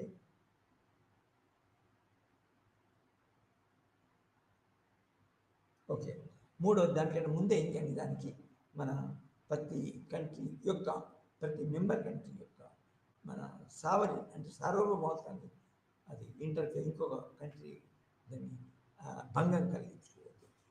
all are equal before UN. తర్వాత 4వది force లేకుండా చేయడం. ఐదవది ఏంటంటే United nations ఎన్ని విధాల తన మెంబర్ స్టేట్స్కి నచ్చ చెప్పడం కానీ కొన్ని కండిషన్స్ పెట్టి ఆ కండిషన్స్ ఫాలో కావాలా అని చెప్పడం కానీ ఒత్తిడి చేయగాని చేయొచ్చు. కానీ అది అంతరంగిక విషయాల్లో ఐక్యరాజ్యసమితి అది మన ఏమంటుందని జోక్యం చేసుకోకూడదు. ఉదాహరణకి మనకి ఇప్పుడు మన తెలంగాణ ఏర్పడిన తర్వాత ఏమైంది, మనకి నదీ జలాల సమస్య. దానికి ఆంధ్ర మరియు తెలంగాణ మధ్యలో నదీ జలాల సమస్య ఎక్కువైంది. సో ఎక్కువైనప్పుడు ఆ నదీ జలాల సమస్య ఏదైతే ఉందో ఓకే, అది మన దేశంలో అంతర్భాగమైన ఒక రాష్ట్రము మరియు మన దేశంలో భాగమైన ఇంకొక రాష్ట్రము మధ్యన ఒక మన ఘర్షణ, తర్వాత భేదాభిప్రాయం, తర్వాత దానికి ఒక మన తగాదాలు ఉన్నాయి. సో ఆ తగాదాలలో నిజానికి ఐక్యరాజ్యసమితి ఏమాత్రము దానికి జోక్యం చేసుకోకూడదు. ఇంటర్నల్ మ్యాటర్స్లో, ఇంటర్నల్ మన తగాదాలు, అంతర్గత తగాదాలలో ఈయను నిజానికి మన జోక్యం చేసుకోవడానికి అవకాశం లేదు. సో ఉదాహరణకి ఇప్పుడు కనుక 1945 నుంచి ఇప్పటి వరకు చూస్తే నిజానికి చాలా చాలా తక్కువ సార్లు ఈ ఐక్యరాజ్యసమితి అంతరంగిక విషయాల్లో నిజానికి అప్పుడప్పుడు కొంత అంతరంగికంగా మన ఒక రాష్ట్ర ప్రభుత్వం కానీ ఇంకొక రాష్ట్ర ప్రభుత్వం కానీ, ఫర్ ఎగ్జాంపుల్ మన ఆ రాష్ట్రంలో దానికి మన ప్రజల సంక్షేమానికి, ప్రజల శారీరక మరియు మన ఆర్థిక మరియు విషయాల్లో చాలా దెబ్బతిన్నప్పుడు నిజానికి ఐక్యరాజ్యసమితి హ్యూమన్ రైట్స్ అనే ఒక నెపంతో, హ్యూమన్ రైట్స్ ప్రొటెక్షన్ అనే ఒక మన ఏమంటుందని నెపంతో అంతరంగికంగా కూడా కొన్నిసార్లు మన ఇది జోక్యం చేసుకోవచ్చు. సో ఇవి నిజానికి పద్ధతులు. ఈయన్ తన యొక్క మన ఆబ్జెక్టివ్స్ ఏవైతే ఉన్నాయో ఆ ఆబ్జెక్టివ్స్ నెరవేర్చడానికి, ఆ లక్ష్యాలను చేర్చుకోవడానికి, ఆ లక్ష్యాల వైపు మన డెవలప్ కావడం చేస్తూ ఈ సూత్రాలు మాత్రం తప్పకుండా పాటించాలి. కొన్ని డెసిషన్ తీసుకొని అది అమలు చేసేటప్పుడు కూడా రకరకాల సమస్యలు వస్తాయి. అక్కడ కొంచెం ఆగాలి. తర్వాత ఎదుటి వారికి ఏది నష్టం వస్తుంది, ఏది రెండు మన దేశాలు మన యుద్ధము పూనుకొని అవి నష్టపోయి యుద్ధాన్ని కంటిన్యూ చేసినప్పుడు దానికి ఏమైందని చూసిన తర్వాత దానికి ఈ ఇయర్లో మన ఏమైనా యాక్షన్ తీసుకోవడానికి అవకాశం. సో ఇదే. సో మన మన ఏమో ఐక్యరాజ్యసమితిలోని సభ్య దేశాల యొక్క సంక్షేమం కొరకు నిజానికి మన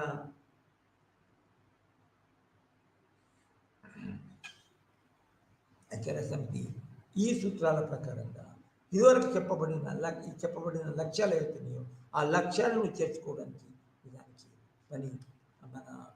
ఈ సూత్రాలను పాటిస్తూ పనిచేయాలా. సో ఇది ఐక్యరాజ్యసమితి యొక్క లక్ష్యాలు మరియు ఐక్యరాజ్యసమితి పాటించే పద్ధతులు, మార్గాలు, అనుసరించే మార్గాలు. నిజానికి ఇక్కడ మనకి గాంధీ యొక్క మన విధానం, గాంధీ యొక్క నీతి సూత్రాలు ఇక్కడనే ఉంటాయి. It is very close to Gandhian principles for promoting the good relations and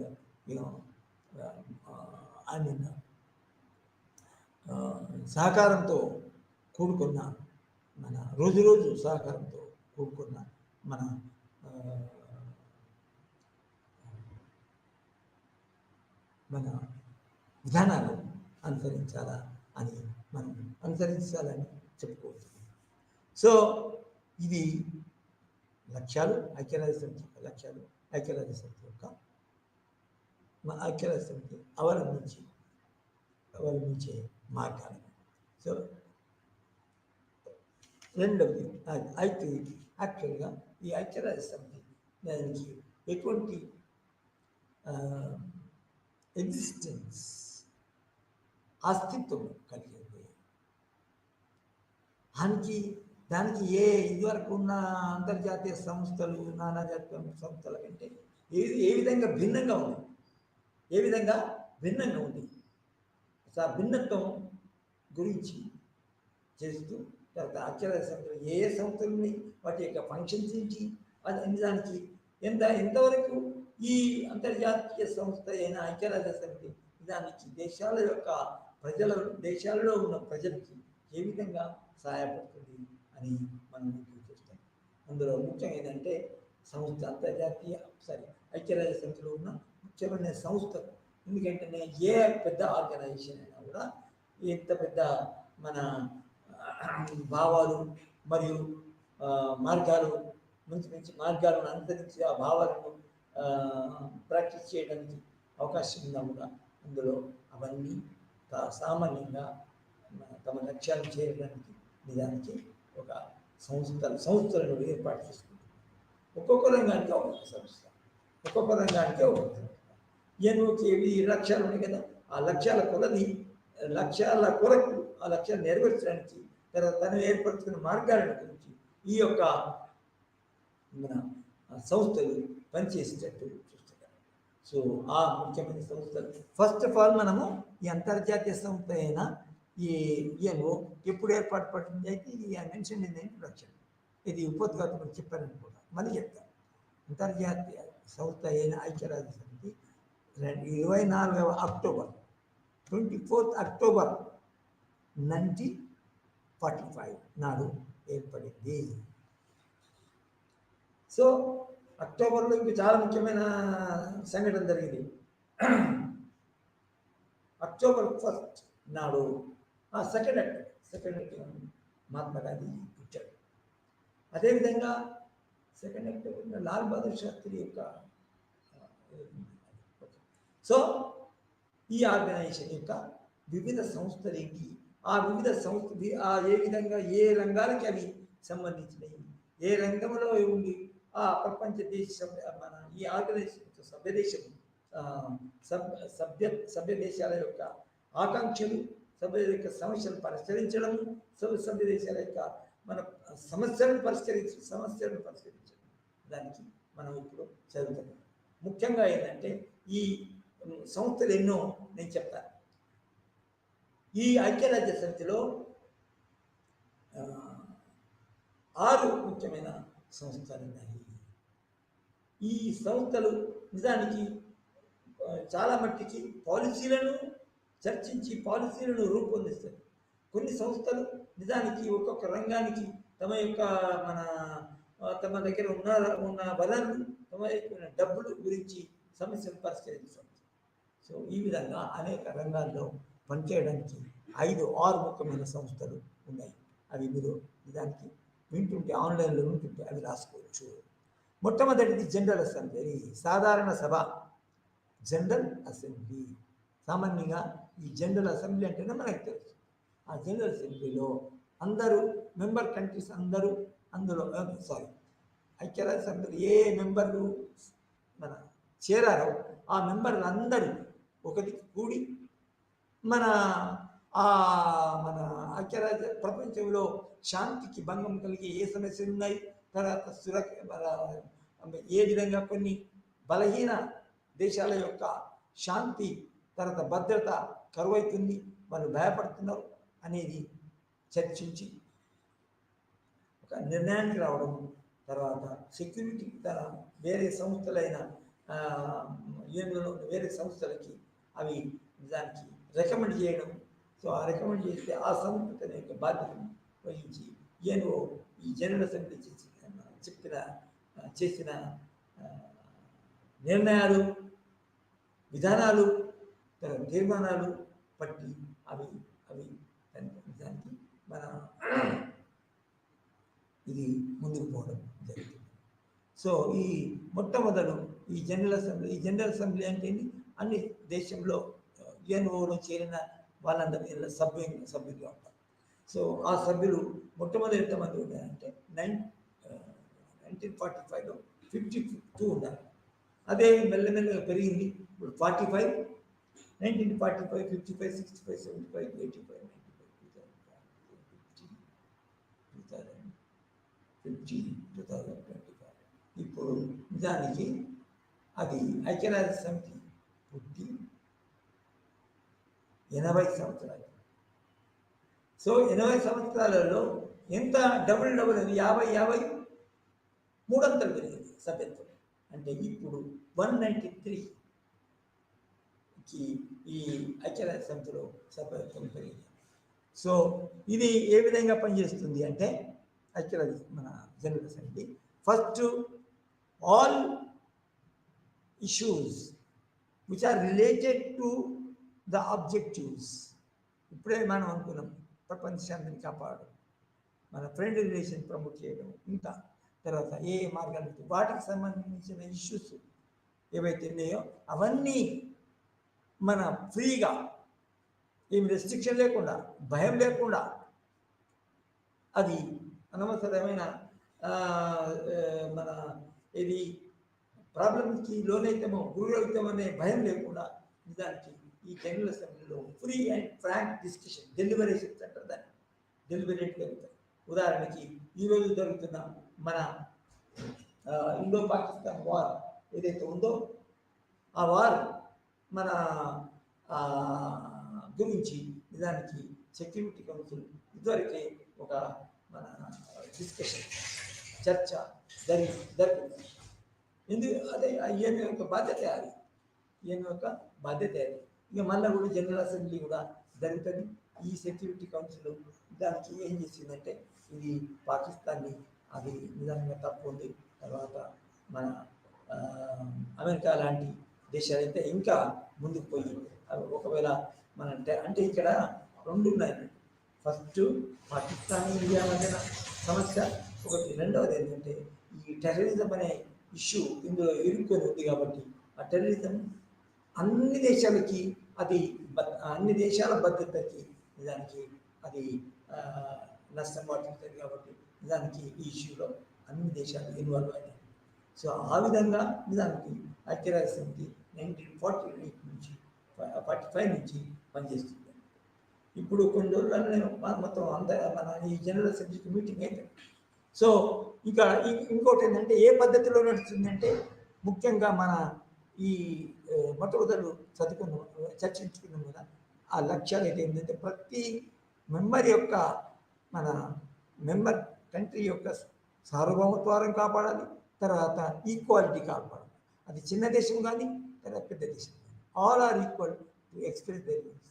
రెండవది ఏంటంటే జనరల్ అసెంబ్లీలో సామాన్యంగా సభలు ఏ విధంగా జరుగుతాయంటే సభలు చేసిన చర్చలు జరిగిన తర్వాత డెలిబరేషన్ చేసిన తర్వాత నిర్ణయాలు, తీర్మానాలు తీసుకుంటారు. ఆ తీర్మానానికి వ్యతిరేకంగా కానీ అనుకూలంగా కానీ మన ఓటేసినప్పుడు ప్రతి సభ్య దేశానికి ఒకటే హక్కు ఉంటుంది. అమెరికా కాబట్టి నేను పెద్దోడిని, అందరికి అప్పులు ఇస్తున్నాను కాబట్టి నేను ఎక్కువ ఓట్లు వేస్తానంటే కలవదు. So all are equal and all are having only 1 vote each. So ఈ విధంగా ఈ జనరల్ అసెంబ్లీ అనేది ఏ విధంగా పెరిగింది, 53 దేశాల నుంచి 193 దేశాల వరకు పెరిగింది. చాలా బాగా పనిచేస్తుంది అని చెప్పచ్చు. So equality and protection of sovereignty of each member state or. తర్వాత ఇది ఇంకొక చాలా మన ముఖ్యమైన విషయం, చివరి విషయమే కానీ చాలా తక్కువైన విషయం. It is not lost but not the least. ఏంటంటే ఈ చాలామంది రచయితలు అంటే అంతర్జాతీయ మన జనరల్ అసెంబ్లీ సాధారణ సభ నిజానికి ఒక వరల్డ్ పార్లమెంట్ అనుకోవచ్చు.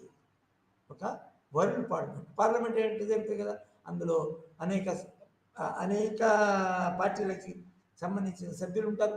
తర్వాత అపోజిషన్ పార్టీ ఎక్కువ, చాలా మంచి మన కొంచెం తక్కువ రూలింగ్ పార్టీ కొంచెం తక్కువ వచ్చిన మన పార్టీకి, మన అపోజిషన్ పార్టీ లీడర్షిప్ ఇస్తుంది. ఉదాహరణకి మన 2 రాష్ట్రాలను చూసుకుంటే జగన్కి అపోజిషన్ పార్టీ ఏర్పాటు చేయడానికి రాలేదు, 11 సీట్లు వచ్చింది. కానీ బీఆర్ఎస్కి చాలా అపోజిషన్ పార్టీ ఏర్పాటు చేయడం, అపోజిషన్ లీడర్కి తెలుసు కదా మీకు, opposition leader is equal to cabinet. So ఈ విధంగా మన జనరల్ అసెంబ్లీలో కూడా చాలా మన చర్చలు జరుగుతాయి. ఆ చర్చలు చాలా ఉపయోగకరమైనవి. ఒకసారి లేదు మా మా దేశాన్ని బాగా కొట్టారు, మా వాళ్ళని అనవసరంగా మనం చంపారు అని ఉన్నవి లేని చెప్పడానికి ఈ అసెంబ్లీకి అట్లా లేదండి, మీరు చెప్పింది తప్పు అట్లా అని చెప్పినప్పుడు ఆ ఎక్కువ ఓవర్ యాక్షన్ చేసే దేశము తమ యొక్క ధోరణిని కొంచెం తగ్గించుకోవడానికి కూడా అవకాశాలు ఉన్నాయి. సో ఈ విధంగా ఈ మన జనరల్ అసెంబ్లీ ఒక వరల్డ్ ప్రపంచ పార్లమెంట్ లెక్క పనిచేస్తుంది అని విధంగా చెప్పచ్చు. ఇక రెండవది పార్లమెంట్, మొదటిది పార్లమెంట్ లెక్క అనిపితే రెండవది ఒక ఆర్గనైజేషన్ ఉంది, డైరెక్ట్ అటాక్ చేయడానికి, డైరెక్ట్గా ఆ సమస్యను పరిష్కరించడానికి పనిచేస్తుంది. అది సెక్యూరిటీ కౌన్సిల్, భద్రతా సమితి, సెక్యూరిటీ కౌన్సిల్. దీని యొక్క ముఖ్య ఉద్దేశం, ముఖ్యమైన బాధ్యత ఏంటంటే, ఏదైతే ఏ అంశమైతే మనం ఈ లక్ష్యాల్లో చదువుకున్నామో, లక్ష్యాలు ఏంటి, మన దేశాల యొక్క రక్షణను కాపాడుకోవడం. అది ఆ ఇష్యూని ఇది టేకప్ చేస్తుంది. ఇది ఎట్లా టేకప్ చేస్తే ఒక దేశం ఇంకో దేశం ఘర్షించుకున్నప్పుడు ఇమ్మీడియట్గా మీ యొక్క యుద్ధం ఆపాలి, తర్వాత శాంతియుత పద్ధతులను అనుసరించాలని చెప్తుంది. అయితే అది చెప్పినప్పుడు మన మాత్రము ఎవరైతే సంఘర్షణకి యుద్ధానికి దిగినయో ఆ యుద్ధానికి మన ఈ సెక్యూరిటీ కౌన్సిల్ ఇచ్చిన సలహా తర్వాత సహకారం పాటించకపోతే తగిన యాక్షన్ కూడా తీసుకోవడానికి అవకాశం.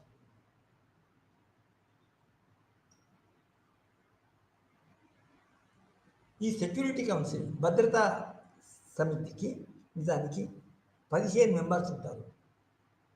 ఈ 15 సభ్య దేశాలలో ఒక 5 మాత్రము శాశ్వత సభ్యులు, అంటే అది ఎన్నుకోవడము మళ్ళా 2 సంవత్సరాలు 1 సంవత్సరం తర్వాత మళ్ళా వాళ్ళ యొక్క సభ్యత్వం పోవడము అనేది జరగదు. దాన్ని శాశ్వత సభ్యత్వం అంటారు. సో ఈ శాశ్వత సభ్యత్వం ఏమైతే ఉంటుందో నిజానికి మన కొన్ని దేశాలకి ఉంది. ఆ దేశాలు ఏవైతే ఉన్నాయో అప్పుడు ఇదివరకు చాలా పెద్ద దేశాలు, తర్వాత సామ్రాజ్యవాదాన్ని దేశాలు, తర్వాత వాటి కింద అనేక వలస దేశాలు ఉన్న వలస దేశాలు కల సామ్రాజ్యవాద దేశం ఉండేది, పెద్ద దేశం. ఉదాహరణకి యూకే కింద మనం ఏషియాలో చాలా కంట్రీస్ దాని కింద ఉన్నాయి.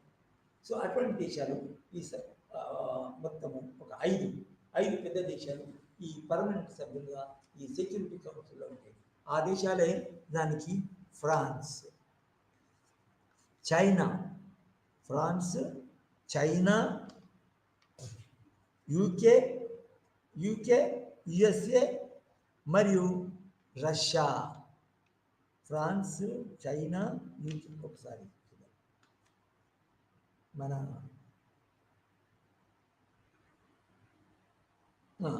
యూకే, మన రష్యా, యూకే, యుఎస్ఏ, ఫ్రాన్సు, తర్వాత చైనా మరియు 50 members permanent this thing. China, France, Russia, UK, USA and India లేదు. మొత్తం మీద 5 దేశాలు ఈ పర్మనెంట్ దీనిలో మన సభ్యత్వము కలిగి ఉంది. యుఎన్ చార్టర్ యాజ్ నిజానికి nomination the General Assembly, there is a member, the president. Yes, yes, yes.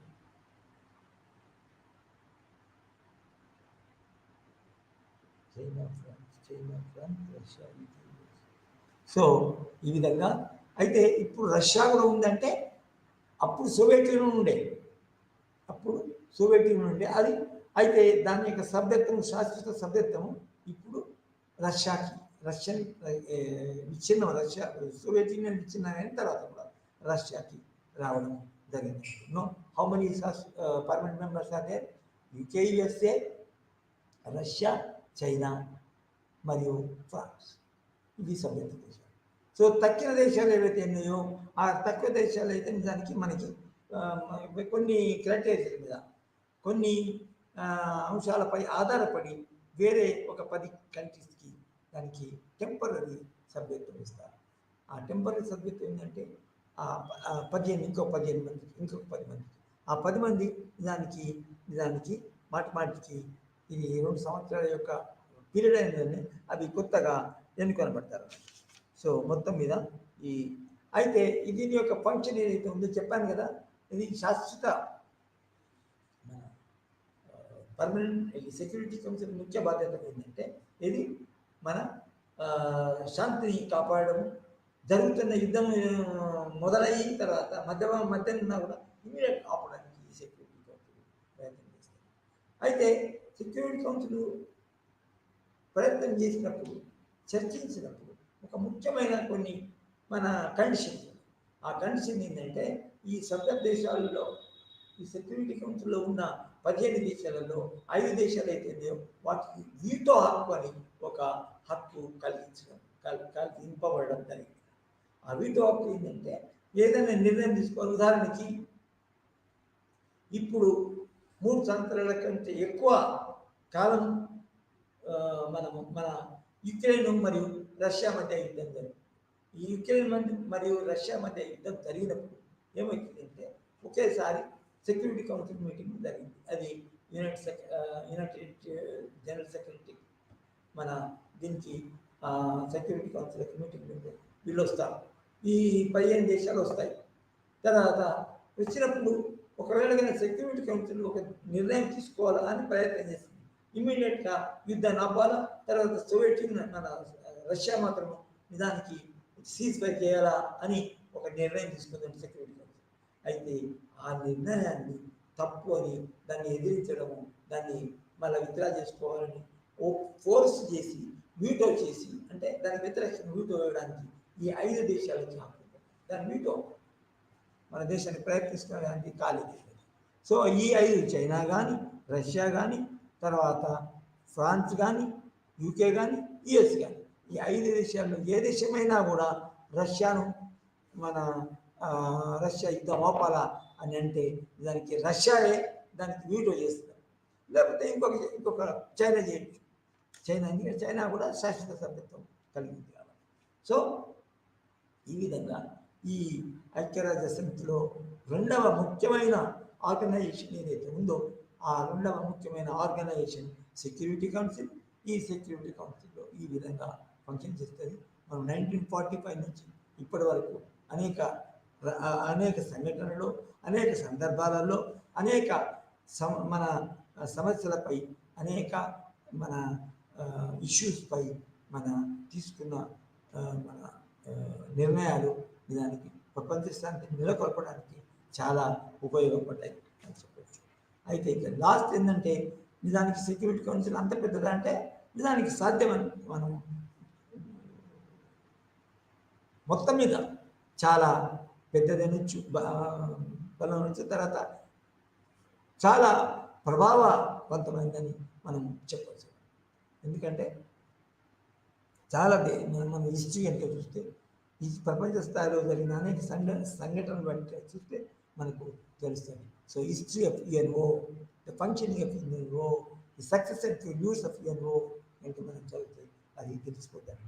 So ఈ విధంగా మనము ఏమనుకున్నాము, ఇది వరల్డ్ పార్లమెంట్, వరల్డ్ ఎగ్జిక్యూటివ్, లేదా మన దేశంలో మన మోడీ క్యాబినెట్, తర్వాత క్యాబినెట్ దేశ స్థాయిలో ఏ విధంగా జరుగుతుందో అదేవిధంగా రాష్ట్ర స్థాయిలో రేవంత్ రెడ్డి లేకపోతే చంద్రబాబు ఆధ్వర్యంలో క్యాబినెట్ మీటింగ్ జరుగుతూ, అదేవిధంగా ఈ మన సెక్యూరిటీ కౌన్సిల్ మన meeting cabinet, the cabinet of the world అని ఏదైనా చెప్పుకోవచ్చు. మనకి రేపు చాలా ముఖ్యమైన అంశాలు చర్చ కోసం వస్తాయి. ఇది ఈఎన్ఓ స్థాయి. సో ఇది the executive of the ENO అని చెప్పచ్చు.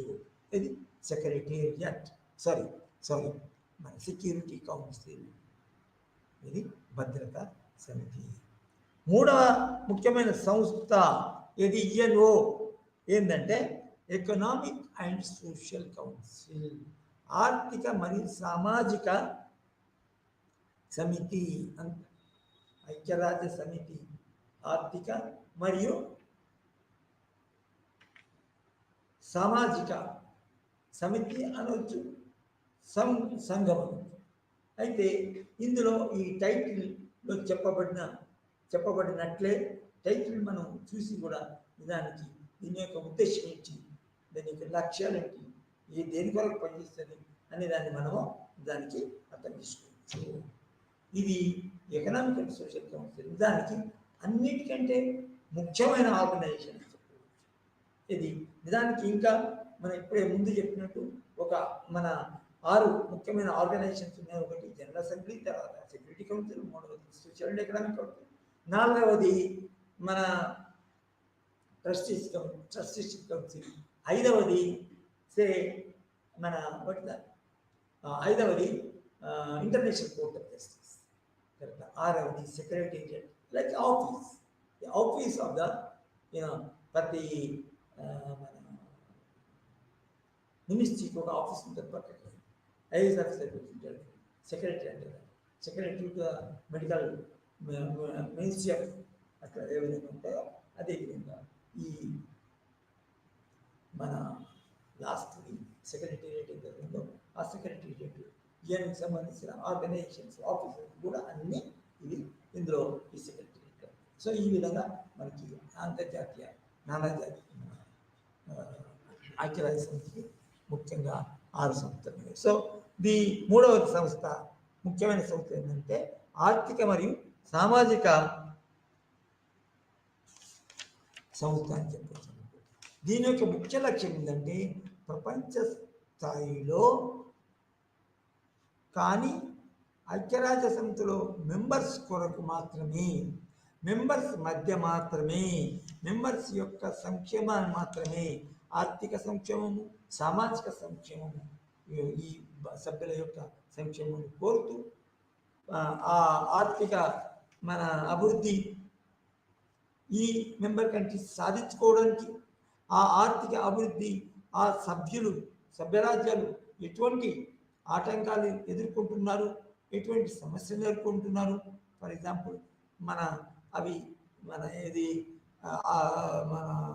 స్వభావ సిద్ధంగా సహజ సిద్ధంగా బాగా వరదలు వచ్చి, బాగా ఎండలు వచ్చి, బాగా కరువులు వచ్చి కనుక దానికి ఒక దేశము మన ఇబ్బందులు ఎదుర్కొంటుంటే ఒక దేశంలోని ప్రజలు చాలా గడ్డు పరిస్థితులు ఉన్నప్పుడు అది నిజానికి ఆర్థికంగా తనని సాయం చేయొచ్చు, తర్వాత ఇతర దేశం నుంచి డొనేషన్ తీసుకొచ్చి నిజానికి ఆ దేశాలకు మన సహాయం చేయొచ్చు.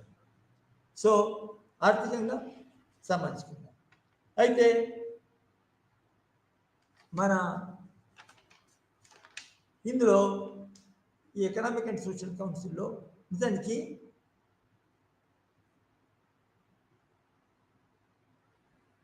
ఇందులో కూడా నిజానికి చాలా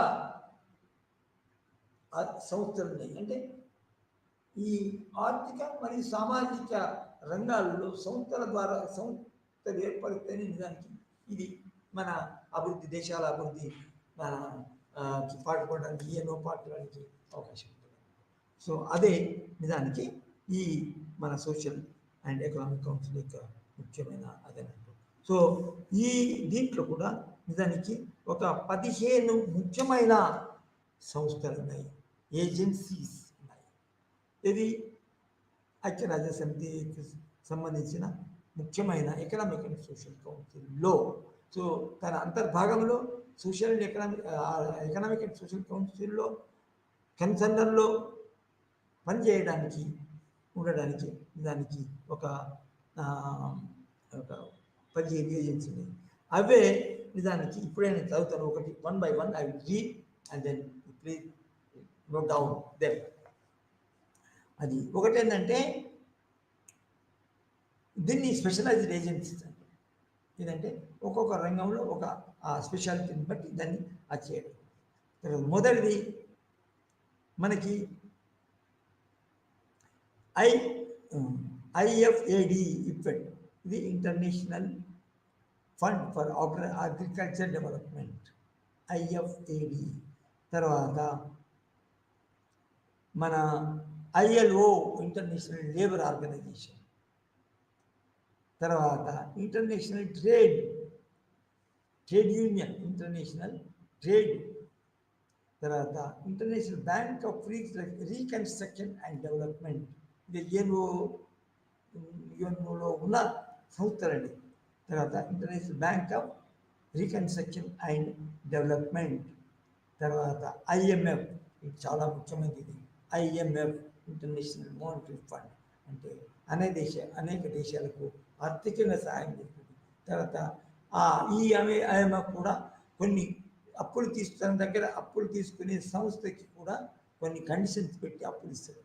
నిజానికి ఒక సందర్భం వరకు ఎక్కడ చెప్తా, ఇప్పుడు 1991 నుంచి మన ప్రారంభమైన ఏవైతే 1990 నుంచి ప్రారంభమైన ఏవైతే మన ఆర్థిక సంస్కరణలు ఉన్నాయో, నిజానికి ఆర్థిక సంస్కరణలకు మా ఎటువంటి సంస్కరణలు ఈ మన మన ఈ అప్పులు తీసుకునే దేశాలు ఉన్నాయో ఆ దేశాలను పాటించాలను అవన్నీ ఐఎంఎఫ్, వరల్డ్ బ్యాంక్ రూపొందించి చేసినాయి. అప్పులు ఇచ్చినప్పుడు కండిషన్స్ పెట్టారు. ఫర్ ఎగ్జాంపుల్ ఉచితాలు, రైతులకి ఉచితాలు ఇవ్వదు. తర్వాత మన ఉచిత భోజనాలు ఉండొద్దు అంటే, తర్వాత మన ఉద్యోగాల్లో తగ్గించుకోవాలా, ఒక డిపార్ట్మెంట్లో నలుగురు ఉండే ఒక డిపార్ట్మెంట్లో 2 ఉంచుకోవాలా అని కండిషన్స్ పెట్టి ఇది ఇంటర్నేషనల్ మన ఐఎంఎఫ్, ఇంటర్నేషనల్ మానిటరీ ఫండ్ అనే సంస్థ చాలా ముఖ్యమైన. అదేవిధంగా ఇంటర్నేషనల్ మానిటరీ ఫండ్, తర్వాత ఇంటర్నేషనల్ ట్రేడ్ యూనియన్, తర్వాత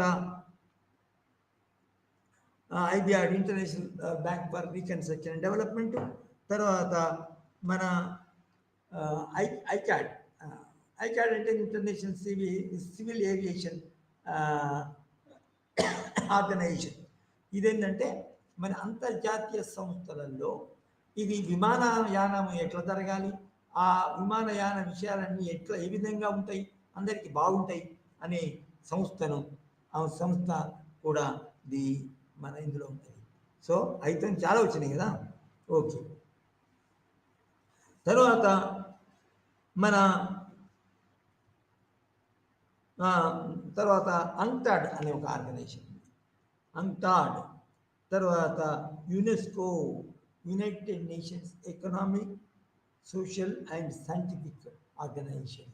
అంటే ఈ అంతర్జాతీయ స్థాయిలో ఆర్థిక మన ఎకనామిక్, సోషల్ విషయాలలో పనిచేస్తూ, ఫర్ ఎగ్జాంపుల్ సైంటిఫిక్ ఉందనుకోండి, ఆ సైన్స్ రంగంలో మన ఇతర దేశాలు అన్ని రంగాలలో సైన్స్లో ఏ కార్యక్రమాలు చేపడుతున్నారు, ఏ కొత్త మన కనుగొనడాలు కొరకు అవి పనిచేస్తున్నాయి, ఆ సైంటిఫిక్ రంగంలో యుఎన్ఓ వాళ్ళకి ఆ దేశానికి మన సహాయం చేస్తారు. సో ఈ విధంగా ఇంకా అనేక ఆర్గనైజేషన్, యూపీఈ, తర్వాత డబ్ల్యూఎంసో, తర్వాత డబ్ల్యూటిఓ, వరల్డ్ ట్రేడ్ ఆర్గనైజేషన్. చాలా అంటే నిజంగా ట్రేడ్ అనేది చాలా ముఖ్యం. దాన్ని మన ఇది ట్రేడ్ని ప్రమోట్ చేయడానికి, ట్రేడ్ అన్ని దేశాలకి బాగా మన ఇది తోడుగా ఉండేటట్టు, అన్ని దేశాల అభివృద్ధికి పాటుపడేట్టు ఈ మన వరల్డ్ ట్రేడ్ ఆర్గనైజేషన్స్ ఉన్నది. తర్వాత ఇంకొక ముఖ్యమైనది ఏంటంటే WHO, World Health Organization. Health నిజంగా తెలుసు కదా మీకు, వరల్డ్ హెల్త్ అంటే ప్రపంచం ఇయర్ వచ్చింది ఉంది కదా. ఈ వరల్డ్ హెల్త్ ఆర్గనైజేషన్ ఏం చేస్తుందంటే దాని ప్రపంచం. ఫర్ ఎగ్జాంపుల్ మనకి కరోనా వచ్చింది. ఈ కరోనా సమయంలో నిజానికి నిజానికి ఆ వరల్డ్ హెల్త్ ఆర్గనైజేషన్ చాలా చాలా బాధపడుతుంది.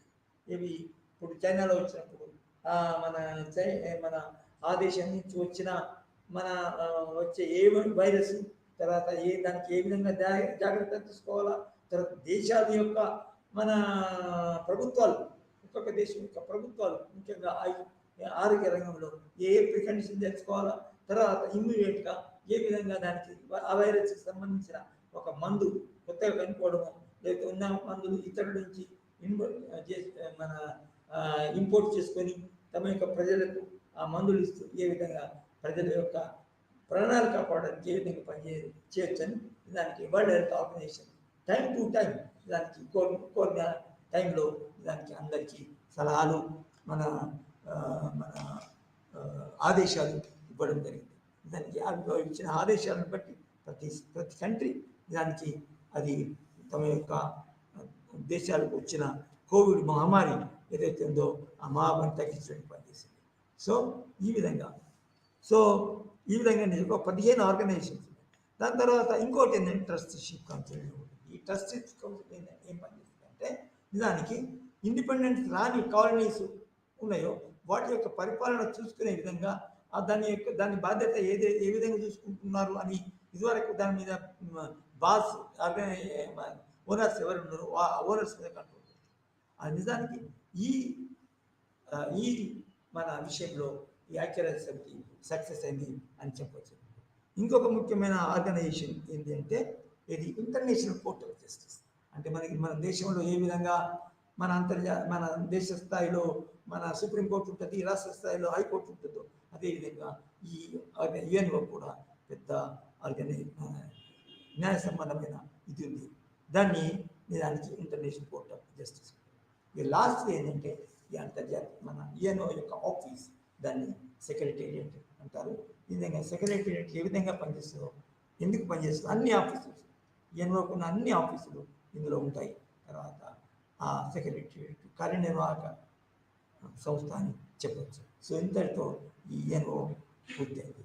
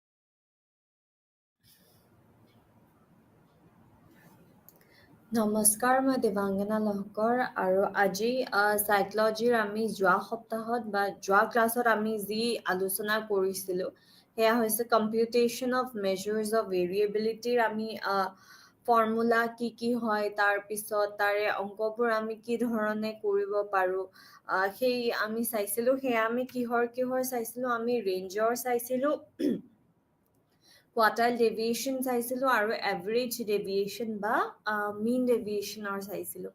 আৰু আজি আমি আগবাঢ়িম ষ্টেণ্ডাৰ্ড ডেভিয়েশ্যনলৈকে। এতিয়া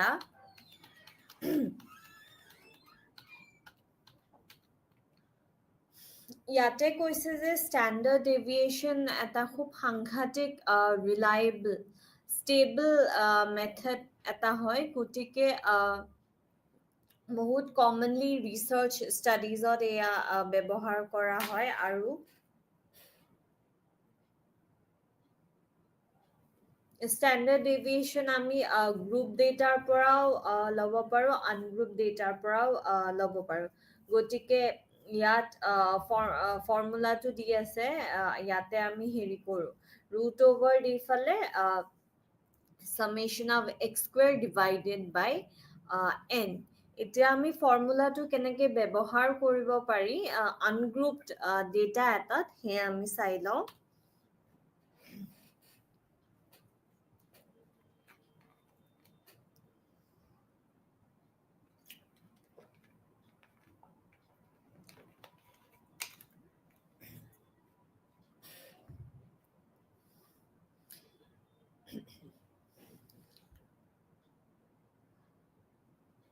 ওকে, তো ইয়াতে আমাৰ স্ক'ৰ্ছ দিয়া আছে 52, 50, 56, 68, 65, 62, 57 আৰু 70।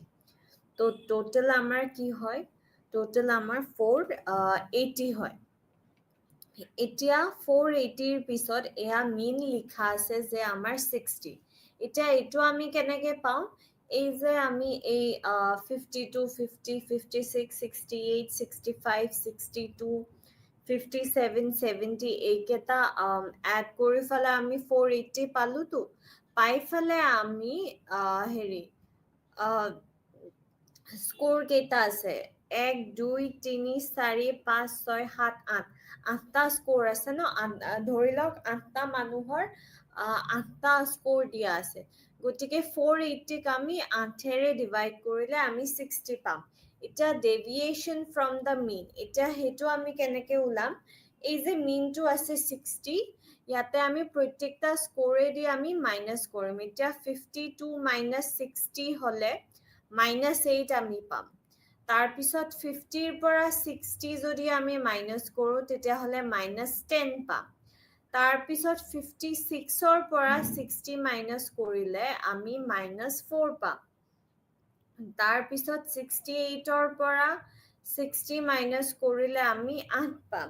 তাৰপিছত 65ৰ পৰা 60 মাইনাছ কৰিলে আমি 5 পাম।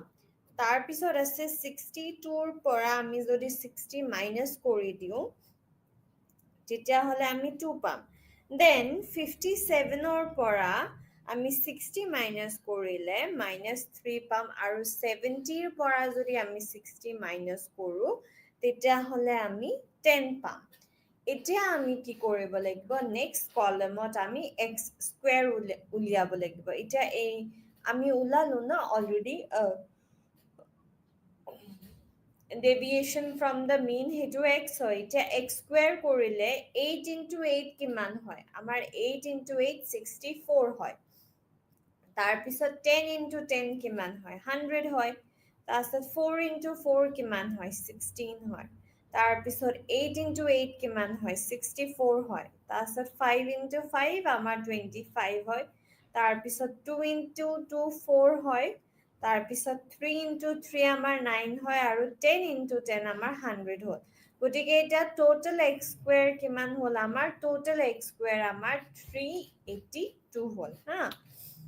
এতিয়া আমি ফৰ্মুলাত ভৰাব লাগিব। ফৰ্মুলাত ভৰাব হ'লে আমি 382 টোটেল পাইছিলোঁ। গতিকে ফৰ্মুলাৰ মতে summation of x square বুলি কোৱাৰ লগে লগে আমাৰ 382 divided by n কিমান হ'ব সেয়া হ'ল 8 এই যে আমি যে চাইছিলো যে 52 50 56 68 65 62 57 আৰু 70 এইকেইটা কিমান আছে 8টা নম্বৰ হয় গতিকে আমি ডিভাইড কৰিলো 8ৰ পৰা ডিভাইড কৰাৰ পিছত আমি 47.7 পালো তাৰ পিছত যেহেতু ৰুট ওভাৰ আছে মানে summation of x square divided by n আৰু কমপ্লিট বস্তুটো ৰুট ওভাৰ হয় গতিকে ইয়াৰে ৰিজাল্টটো পোৱাৰ পিছত আমি আকৌ ৰুট ওভাৰ দি চাব লাগিব কিমান হয় ৰুট ওভাৰ 47.7 ৰ ৰুট ওভাৰ কিমান হয় 6.9 গতিকে আমাৰ স্ট্যান্ডার্ড ডেভিয়েশন এই আনগ্ৰুপ ডেটাৰ কাৰণে কিমান হয় 6.9 হয় এতিয়া ইয়াতে কৈছে যে স্ট্যান্ডার্ড ডেভিয়েশন আমি গ্ৰুপ ডেটাৰ পৰাও উলিয়াব পাৰো আৰু ফৰ্মুলাটো হৈছে summation of fx square এবাৰ ইয়াতে এটা f এটা সোমাই যাব divided by n য'ত fx square হ'ল কি frequencies বোৰ multiply কৰা হয় ডেভিয়েশন স্কোয়াৰৰ পৰা তাৰ পিছত fx উলোৱা হয় গোটেই টোটালটো কৰি ফলে আৰু n হ'ল আমাৰ টোটাল নাম্বাৰ অফ স্কোৰ যেটো এক্সাম্পলটো চালে আমি ভালকে বুজি পাম গতিকে এতিয়া ইয়াত ক্লাছ ইন্টাৰভেল দিয়া আছে তলৰ পৰা চাই যাও 100 পৰা 102 তাৰ পিছত 103 পৰা 106 106 পৰা 108 109 পৰা 111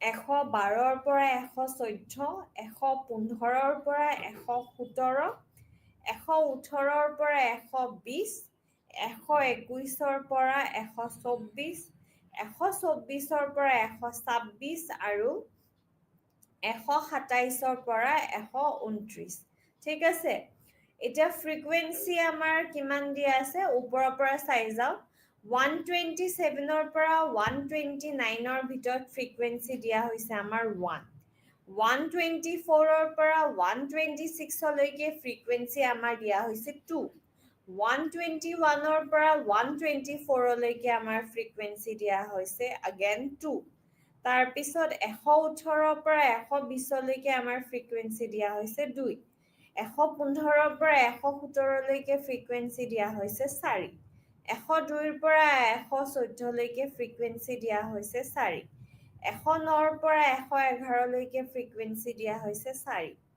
তাৰপিছত 106 ৰ পৰা 108 লৈকে দিয়া হৈছে ফ্ৰিকুৱেন্সি 2 103 ৰ পৰা 106 লৈকে ফ্ৰিকুৱেন্সি দিয়া হৈছে 2 আৰু 104 ৰ পৰা 102 লৈকে ফ্ৰিকুৱেন্সি দিয়া হৈছে 2 এতিয়া আমি মিড পইণ্ট ওলাব লাগিব মিড পইণ্ট ওলাবলে আমি কি কৰিব লাগিব 127 plus 129 divided by 2 তো আমি 128 পাম তাৰ পিছত 124 plus 126 divided by 2 আমি কিমান পাম 125 পাম তাৰ পিছত 121 plus 124 কৰিলে divided by 2 কৰিলে আমি 122 পাম তাৰ পিছত 118 plus 120 তাৰ পিছত হৰণ কৰি দিম আমি 2 ৰে তেতিয়া আমি 119 পাম তাৰ পিছত 115 plus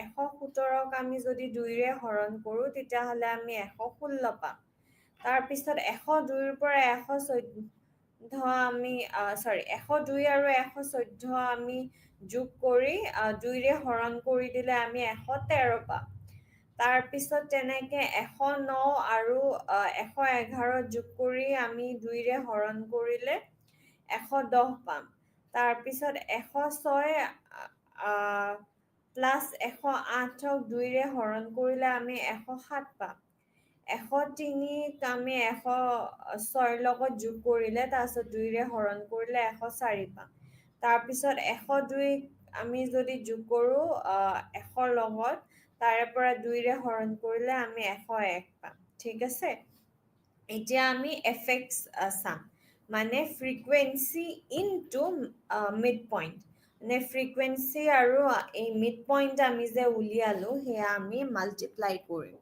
এতিয়া আমাৰ 1 into 28 কিমান হয় definitely 128 তাৰপিছত 2 into 125 কিমান হয় 250 হয় তাৰপিছত 2 into 122 কিমান হয় 244 হয় তাৰপিছত 2 into 109 কিমান হয় 238 হয় তাৰপিছত 4 into 116 কিমান হয় 464 হয় তাৰপিছত 4 into 113 কিমান হয় 452 হয় তাৰপিছত 4 into 110 কিমান হয় 440 হয় তাৰপিছত 2 into 107 কিমান হয় 214 হয় তাৰপিছত 2 into 104 কিমান হয় 208 হয় তাৰপিছত 2 into 101 কিমান হয় 202 হয় গতিকে আমাৰ টোটাল হয় 2760 fx আমাৰ টোটাল হয় 2760 এতিয়া আমি deviation from the deviation of midpoint from the mean sum তো mean উলিয়াবলে আমি কি কৰিব লাগিব ইয়াতে লিখাই আছে আমি mean উলিয়াব হলে 2760 এই যে fx টো আমি যে পালো 2760 divided by 25 divided by 25 মানে frequency কেইটা আমি যদি যোগ কৰি দিও তেতিয়া হলে 25 পাম গতিকে fx ক আমি total fx ক মানে 2760 ক আমি যেতিয়া 25 এৰে divide কৰো যেতিয়া আমি পাও এই 110.4 এটো আমাৰ মিন হয় 110.4 টো আমাৰ মিন হয় এতিয়া আমি মাইনাস কৰিব লাগিব এতিয়া 128 minus 110.4 কিমান হ'ব 17.6 হ'ব তাৰপিছত 125 minus 110.4 কিমান হ'ব 14.6 হ'ব তাৰপিছত 122 minus 110.4 কিমান হ'ব 11.6 তাৰপিছত 119 minus 104 110.4 কিমান হ'ব 8.6 তাৰপিছত 116 পৰা 110.4 কৰিলে কিমান হ'ব 5.6 তাৰপিছত 113 পৰা 110.6 মাইনাস কৰিলে কিমান হ'ব 2.6 তাৰপিছত 110 পৰা 110.4 মাইনাস কৰিলে কিমান হ'ব -0.4 তাৰপিছত 107 পৰা যেতিয়া আমি 110.4 sorry 6 হয় ন এটো sorry 110.4 মাইনাস কৰো তেতিয়া আমাৰ -3.4 হয় তাৰপিছত 104 minus 110.6 হলে কিমান হ'ব -6.4 তাৰপিছত 101 minus 110.6 sorry 4 হলে কিমান হ'ব -9.4 হল এতিয়া আমি এই যে x উলালো আমি এটো কি কৰিব লাগিব আমি এটো x স্কয়াৰ কৰিব লাগিব এতিয়া 17.6 into 17.6 কিমান হ'ব 309.76 তাৰপিছত 14.6 into 14.6 কিমান হ'ব 213.16 তাৰপিছত 11.6 into 11.6 হ'ব 134.56 তাৰপিছত 8.6 into 8.6 কিমান হ'ব 73.96 তাৰপিছত 5.6 into 5.6 কিমান হ'ব 31.36 তাৰপিছত 2.6 into 2.6 কিমান হ'ব 6.76 তাৰপিছত minus 0.46 into minus 0.46 এইটো 2 into 2 4 হে হয় ভুলতে 6.6 লিখা গৈছে 4 হয় দে হেতু তাৰপিছত 0.4 into 0.4 কিমান হ'ব 0.16 তাৰপিছত minus 3.4 হ'ব হেৰি 156 একেটা হেৰি ক্যালকুলেটৰত কৰিলে ভালকে ওলাই যাব ইয়াতে দুটামান হেৰিৰ খেলি মেলি হৈ আছে তাৰপিছত minus 6.4 into minus 6.4 40.96 ওলালে তাৰপিছত minus 9.4 into minus 9.4 আমাৰ 88.36 ওলালে এতিয়া আমি fx স্কয়াৰ কৰিব লাগিব এই যে ফ্ৰিকুৱেন্সি আছে ফ্ৰিকুৱেন্সিৰ লগত আমি কি মাল্টিপ্লাই কৰিব লাগিব আমি এই যে ডেভিয়েশন স্কয়াৰটো উলিয়ালো x স্কয়াৰ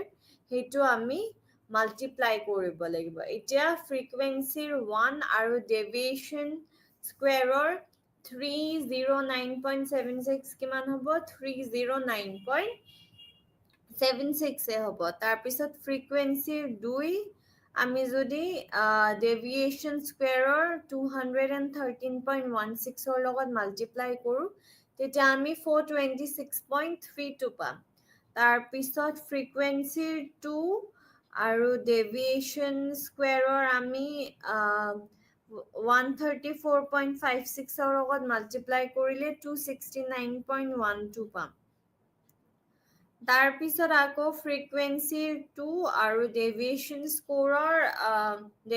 স্কয়াৰৰ 73.96 ক মাল্টিপ্লাই কৰিলে 147.92 পাম তাৰ পিছত 4 into 31.36 কৰিলে আমি 125.44 পাম then again 4 into 6.76 কৰিলে 27.04 পাম তাৰপিছত 4 into 0.16 কৰিলে আমি 0.64 পাম তাৰপিছত 2 into 11.56 কৰিলে 23.12 পাম তাৰপিছত 2 into deviation square কৰিলে 40.96 2 frequency 2 লগত যদি আমি 40.96 মাল্টিপ্লাই কৰি দিও deviation squareৰ তেতিয়া হলে আমি 81.92 পাম তাৰপিছত 2 into deviation scoreৰ 88.36 কৰিলে 176.72 কৰিম তো আমাৰ টোটাল কিমান হ'ব 1588 ঠিক আছে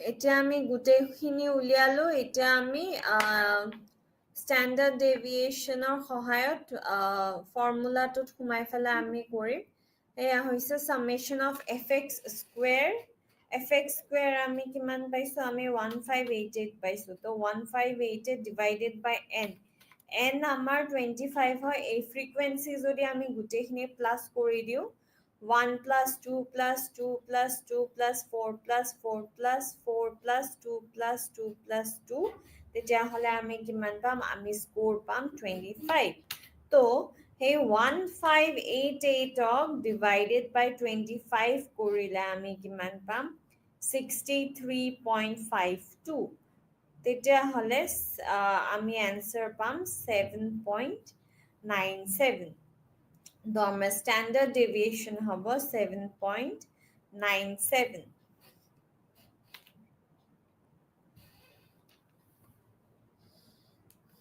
এতিয়া ইয়াতে কৈছে যে স্ট্যান্ডার্ড ডেভিয়েশন গ্ৰুপ ডেটাৰ পৰা আৰু এটা ফৰ্মুলাত উলিয়াব পাৰি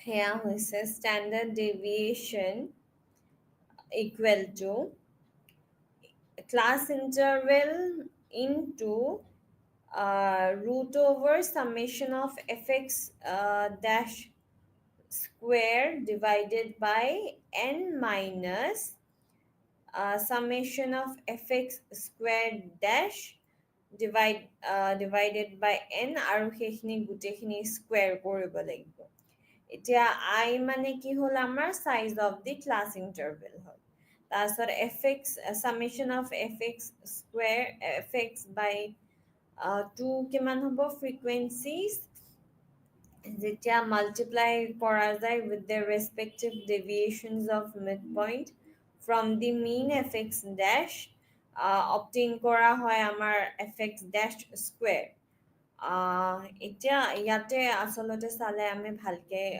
গম পোৱা যাম থিয়ৰিটিকেলি চোৱাতকে আমি যদি অংকটো কেনেকে কৰিছে সেইটো আমি চাওঁ তেতিয়াহ'লে আমি বস্তুটো ভালকে বুজি পাম গতিকে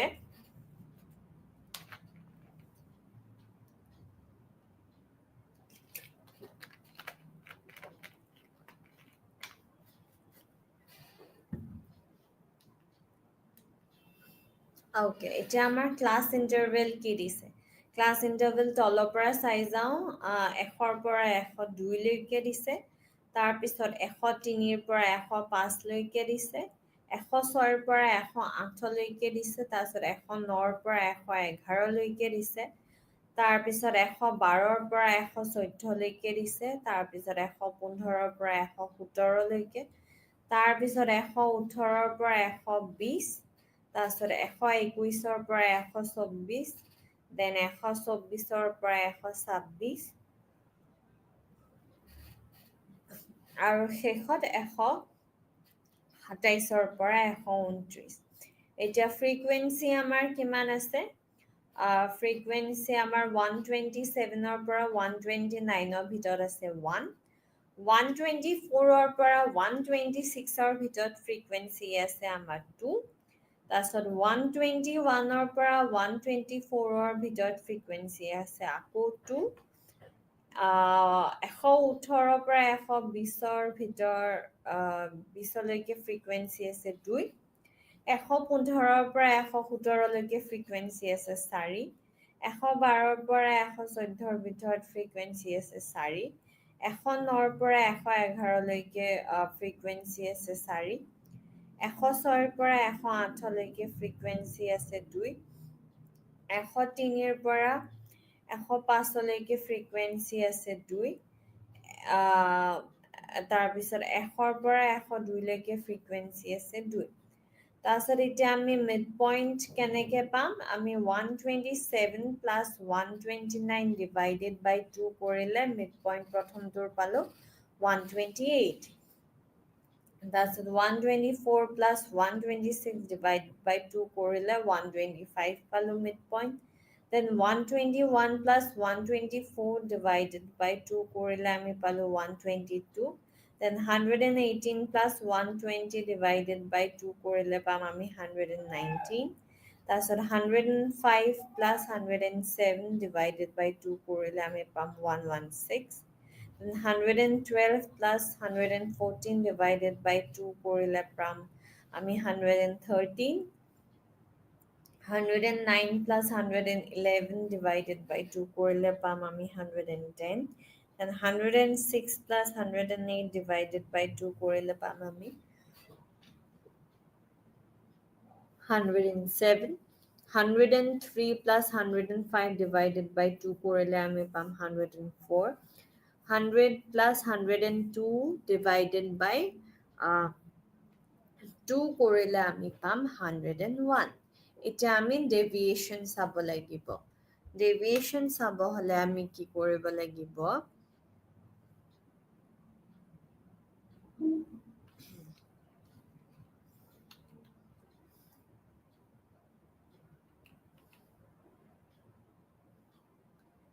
আমি হেৰি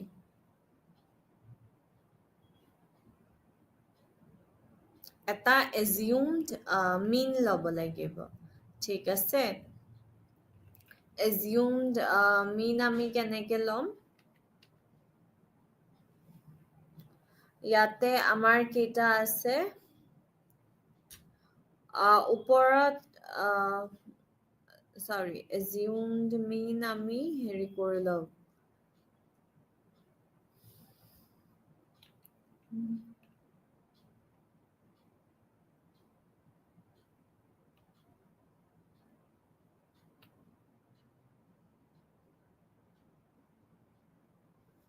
এটা ভ্যালুক আমি মিন হিচাপে ল'ব পাৰো গতিকে ইয়াতে আমাৰ 116টোক হেৰি এজিউম মিন হিচাপে লোৱা হৈছে আমি যেহেতু এজিউম কৰি লৈছো মানে মাজৰ নাম্বাৰ এটা ল'ব লাগে গতিকে আপোনালোকে 113 ল'ব পাৰে ঠিক আছে হেতু ভুল নহয় 116 বা 113 যিকোনো এটা হেৰি এজিউম কৰি ললে হ'ল তাৰ পিছত তাৰে এগেইনষ্টে আমি 0 বহাই দিম ঠিক আছে তাৰ পিছত 0ৰ ওপৰৰ খিনি +1 +2 +3 +4 যাব আৰু 0ৰ তলৰ খিনি -1 -2 -3 -4 -5 যাব ঠিক আছে এতিয়া আমি fx ড্যাশ কৰিম এই যে এজিউম মিনটো ললো ফ্ৰিকুৱেন্সিৰ লগত মাল্টিপ্লাই কৰিম এতিয়া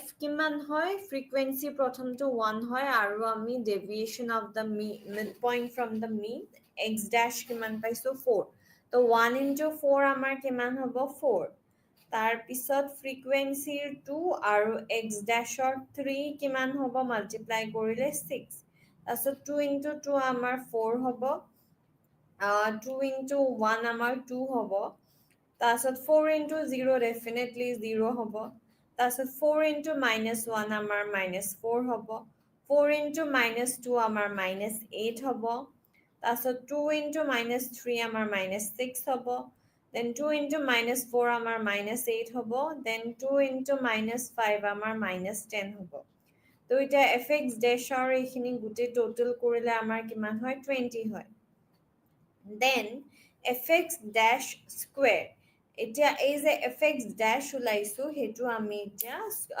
স্কয়াৰ কৰিম গতিকে এটা 4 into 4 কিমান পাম আমি 16 পাম then 6 into 6 কৰিলে কিমান পাম আমি 36 পাম then 4 into 4 again 16 পাম then 2 into 2 আমি 4 পাম then 0 multiply কৰিলে definitely আমি এটা 0 পাম তাৰ পিছত -4 into -4 কৰিলে আমি 16 পাম then -8 into -8 কৰিলে 64 মাইনাস কাটা যায় ন তাৰ পিছত -6 into 6 -6 কৰিলে আমি 36 পাম then -8 into -8 কৰিলে 64 পাম then -10 into -10 কৰিলে আমি 100 পাম তো এটা টোটাল কিমান হৈছে আমাৰ এইখিনি 352 হৈছে এতিয়া আমি ডাইৰেক্ট ফৰ্মুলা বহুৱাই দিলে হ'ল ফৰ্মুলাটো হ'ল ক্লাস ইন্টারভেল আমাৰ কিমান হয় 3 হয় চাই লওক 127 128 129 তিনিটা আছে বা ধৰি লওক মাজৰ 103 104 105 তো ক্লাস ইন্টারভেল আমাৰ 3 হয় এয়া 3 বহু আছে root over দিলু প্ৰথমটো হৈছে summation of fx dash square এতিয়া fx dash square আমি কিমান পাইছো 352 total তো 352 বহাই দিছো divided by n তো n আমাৰ কিমান হয় 25 হয় minus summation of fx dash অকল fx dash or কিমান হয় আমাৰ 20 হয় total to তো 20 বহাই ফালে divided by আকৌ n তো আমি 25 n আমাৰ 25 হয় ন আমি 25 কেনেকে পালো এই ফ্ৰিকুৱেন্সি কেটা এড কৰিব লাগিব 1 + 2 + 2 + 2 + 4 + 4 + 4 + 2 + 2 + 2 একেটা এড কৰি দিলে আমি টোটাল পাম 25 তো তেনেকে 25 তাৰ পিছত গুটেখিনি আমি স্কয়াৰ কৰিব লাগিব এতিয়া আমি পিছফালৰ পৰা চাও -20 divided by 25 কৰাৰ লগে লগে আমি -0.8 পাইছো হেতু আমি স্কয়াৰ কৰিব লাগিব আৰু এইফালে 352 divided by 25 কৰাৰ লগে লগে আমি কিমান পাইছো আমি 14.08 পাইছো তাৰ পিছত -0.8 into -0.8 আমি কৰাৰ লগে লগে আমি 0.64 পাইছো কাৰণ কি এটো স্কয়াৰ কৰিব লাগিব ন -0.8 টো আমি স্কয়াৰ কৰিব লাগিব গটিকে স্কয়াৰ কৰাৰ লগে লগে আমি 0.64 পালো আৰু আমি ব্ৰ্যাকেটটো উঠাই দিলো আৰু ব্ৰ্যাকেটটো উঠোৱাৰ পিছত হেফালৰ পৰা এটা মাইনাস আছে তো এতিয়া আমি 14.08 minus 0.64 কৰাৰ লগে লগে কিমান পালো আমি 3.44 পালো তো 3.44 root over কিমান হয় 1.85 হয় root over তো 3 into 1.85 কৰাৰ লগে লগে 5.55 পাই গলো তো এনেকে আমি আৰু এটা ফৰ্মুলা মানে assumed mean য'ত থাকে তেনেকেও আমি কৰিবলৈ পাৰো standard deviation উলিয়াব পাৰো ইয়া তো আজি বেসিক্যালি আমাৰ ইয়াতে স্ট্যান্ডার্ড ডেভিয়েশন শেষ হ'ল কিন্তু আমি আগৰ ক্লাছত কি কৰিছিল আকৌ এবাৰ আওৰাই লওঁ যেহেতু আমাৰ হাতত সময় আছে গতিকে আমি একদম প্ৰথমৰ পৰা আৰম্ভ কৰো ৰিভিজন খিনি দিয়াৰ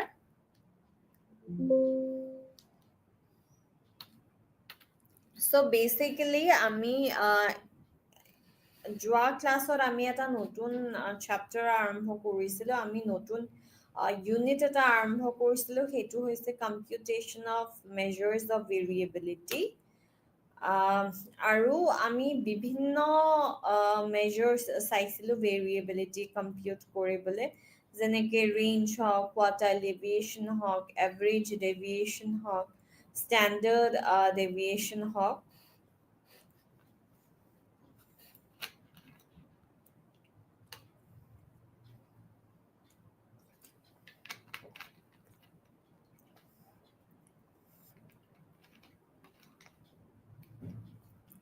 আৰু এই মেজাৰ্স অফ ভেৰিয়েবিলিটি আমাক কি শিকায় বা কি আমাক আইডিয়া এটা দিয়ে যে ধৰি লওক আমাৰ মিড পইণ্ট এটা আছে 0ৰ পৰা 100 লৈকে স্কোৰছ আছে আৰু 0ৰ পৰা 100 লৈকে আমাৰ মিড পইণ্টটো 50 হ'ল গতিকে সেই মিড পইণ্টৰ পৰা কিমান আঁতৰত বাকিবোৰ স্কোৰ আছে এতিয়া ধৰি লওক 50ৰ পৰা যদি 55 বেছি আঁতৰত স্কোৰ নাই কিন্তু 50ৰ পৰা যদি 98ত আছে মানে মিড পইণ্টটো 50 কিন্তু স্কোৰ আছে 98 গতিকে বহুতখিনি দূৰত আছে গতিকে মিড পইণ্টৰ পৰা এটা স্কোৰ কিমান দূৰত আছে সেইটো আমাক জনাই মেজাৰ্স অফ ডিসপাৰশনে গতিকে আমি বেলেগ বেলেগ আমি কি আছিলে আমি কৰি চাওঁ ৰিভাইজ কৰি চাওঁ এতিয়া প্ৰথমতে আমি আলোচনা কৰিছিলো ৰেঞ্জৰ বিষয় এতিয়া ৰেঞ্জত কি হয় ৰেঞ্জটো হ'ল আমাৰ হাইয়েষ্ট স্কোৰ যিটো সকলোতকৈ ডাঙৰ স্কোৰ সেইটো আৰু যিটো সকলোতকৈ সৰু স্কোৰ সেইটো ইহঁত দুটাক আমি মাইনাছ কৰি দিওঁ আমি সৰু স্কোৰটোক মাইনাছ কৰোঁ ডাঙৰ স্কোৰটোতকৈ ঠিক আছে তো ইয়াতে এতিয়া এটা এক্সাম্পল দিয়া আছে এক্সাম্পলত দিছে 50 45 42 46 55 54 59 60 62 64 এতিয়া আমি এসেন্ডিং অৰ্ডাৰত এৰেঞ্জ কৰি লওঁ তো এতিয়া আমি সৰুৰ পৰা ডাঙৰলৈকে এৰেঞ্জ কৰিলে কি হ'ব সবতকৈ সৰু স্কোৰটো কিমান আহিছে 42 তাৰপিছত 42তকৈ অলপ ডাঙৰ স্কোৰ আহিছে 45 তাৰপিছত 45তকৈ অলপ ডাঙৰ স্কোৰ আহিছে 46 দেন 46তকৈ অলপ ডাঙৰ স্কোৰ আহিছে 50 দেন 50তকৈ অলপ স্লাইট ডাঙৰ স্কোৰ আহিছে 54 দেন 54তকৈ অলপ ডাঙৰ স্কোৰ আহিছে 55 দেন 55তকৈ অলপ ডাঙৰ স্কোৰ আহিছে 59 দেন 59তকৈ অলপ ডাঙৰ স্কোৰ আহিছে 60 দেন 62 64 এতিয়া আমি সবতকৈ সৰু স্কোৰটো কি হয় সবতকৈ সৰু স্কোৰটো হ'ল আমাৰ 42 আৰু ডাঙৰ স্কোৰটো কি হয় ডাঙৰ স্কোৰটো হ'ল আমাৰ 64 গতিকে 64 মাইনাছ 42 কৰি দিলে আমি কিমান পাওঁ আমি ৰেঞ্জ পাওঁ 22 গতিকে আমাৰ ৰেঞ্জ কিমান হৈছে আমাৰ 22 এতিয়া আমি কোয়াৰ্টাইল ডেভিয়েশন চাম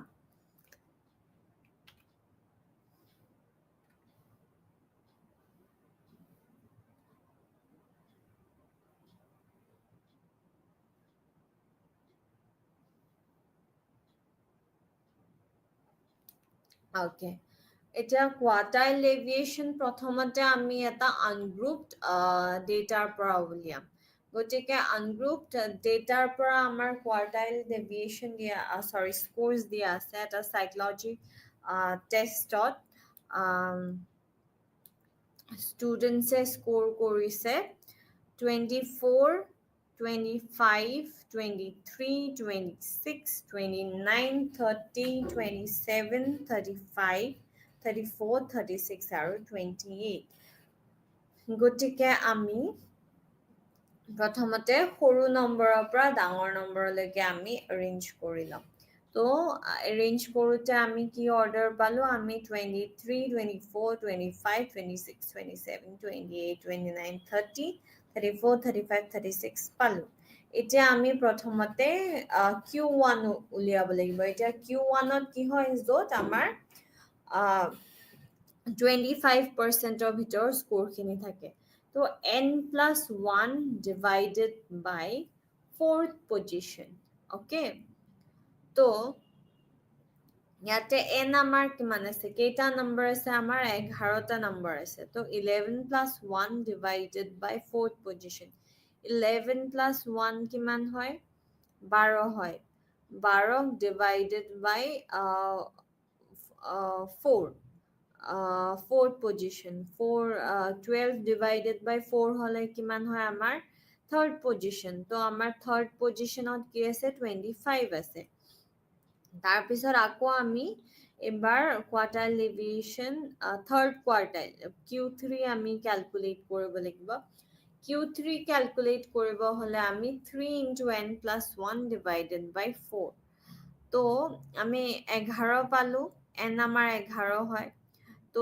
3 into 11 plus 1 divided by 4 কৰিলে আমাৰ কি হয় 9th পজিশনত যেটো স্কোৰ থাকে হেতু হল 34 হেয়া স্কোৰ পাও এতিয়া আমি ফৰ্মুলাত বহুৱাব লাগিব ফৰ্মুলাটো হল কোৱাৰ্টাইল ডেভিয়েশ্যন আনগ্ৰুপড ডেটাৰ কাৰণে ফৰ্মুলাটো হল Q3 minus Q1 divided by 2 এতিয়া আমি Q3 কিমান পাইছিলো আমি Q3 34 পাইছো তাছত Q1 আমি 25 পাইছো তো 34 minus 25 তাছত divided by 2 তো 34 minus 25 কিমান হয় 9 হয় আৰু 9 ক আমি ডিভাইড কৰিম 2 ৰে গতিকে কিমান পাম আমি 4.5 পালো ঠিক আছে এতিয়া আমি গ্ৰুপ ডেটাৰ কাৰণে যদি চাবলৈ যাও তেতিয়া হলে ইয়াতে লিখা আছে যে ক্লাছ ইন্টাৰভেল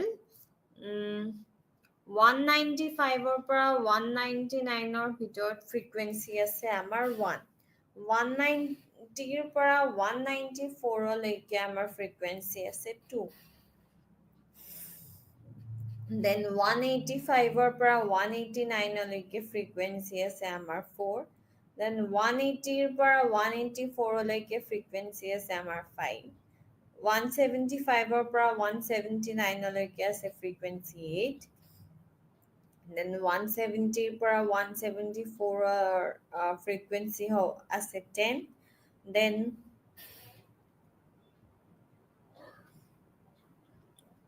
165 ৰ পৰা 169 ৰ ভিতৰ ফ্ৰিকুৱেন্সি আছে 6 160 ৰ পৰা 164 ৰ ভিতৰ ফ্ৰিকুৱেন্সি আছে 4 then 155 ৰ পৰা 159 ৰ ভিতৰত আছে 4 150 ৰ পৰা 154 ৰ ভিতৰত আছে 2 145 ৰ পৰা 149 ৰ ভিতৰত আছে 3 then 140 ৰ পৰা 144 ৰ ভিতৰত আছে 1 এতিয়া আমি কিউমুলেটিভ ফ্ৰিকুৱেন্সি ওলাব লাগিব কিউমুলেটিভ ফ্ৰিকুৱেন্সি ওলাব হলে আমি যোগ দিব লাগিব তলৰ পৰা যোগ দিব লাগিব ফ্ৰিকুৱেন্সিবোৰক গতিকে আমি প্ৰথম ফ্ৰিকুৱেন্সিটো কিউমুলেটিভ ফ্ৰিকুৱেন্সি তলৰ পৰা 1 বহাম কাৰণ কি একে আছে এতিয়া 1 প্লাস 3 যদি আমি ফ্ৰিকুৱেন্সিৰ কৰো তেতিয়া হলে আমি কিউমুলেটিভ ফ্ৰিকুৱেন্সি পাম 4 then 4 plus 2 কৰিলে আমি পাম 6 6 plus 4 কৰিলে আমি পাম 10 10 plus 4 কৰিলে পাম আমি 14 14 plus 6 কৰিলে আমি পাম 20 20 plus 10 কৰিলে আমি পাম 30 30 plus 8 কৰিলে আমি পাম 38 38 plus 5 কৰিলে আমি পাম 43 43 plus 4 কৰিলে পাম আমি 47 47 plus 2 কৰিলে আমি পাম 49 আৰু লাষ্ট 49 plus 1 কৰিলে আমি পাম 50 ঠিক আছে এতিয়া আমি প্ৰথমতে Q1 ক্যালকুলেট কৰিব লাগিব তো Q1 ক্যালকুলেট কৰিব হলে কৈছে যে lower limit plus class interval n bracket ভিতৰত n divided by 4 minus cumulative frequency bracket close divided by frequency তো এতিয়া আমি Q1 কৰিব হলে আমি n প্ৰথমতে n divided by 4 কৰিব লাগিব n আমাৰ কিমান আছে n আমাৰ 50 আছে 50 divided by 4 কৰিলে আমি 12.5 পাম ঠিক আছে তাৰ পিছত lower limit হা lower limit আমাৰ কিমান হ'ব আমাৰ frequent আমি cumulative frequency চাব লাগিব আমাৰ 12.5 কে স্কোৰটো কম হ'ব লাগিব ঠিক আছে এতিয়া cumulative frequency চাও যে 14 to 12.5 কে ডাঙৰ হয় আৰু 10 to 12.5 কে সৰু গতিকে আমি 10 টো লম ঠিক আছে তো 10 ৰ আমাৰ লোৱাৰ লিমিট কি হ'ব আমাৰ 10 ৰ লোৱাৰ লিমিট হৈছে 159.5 ঠিক আছে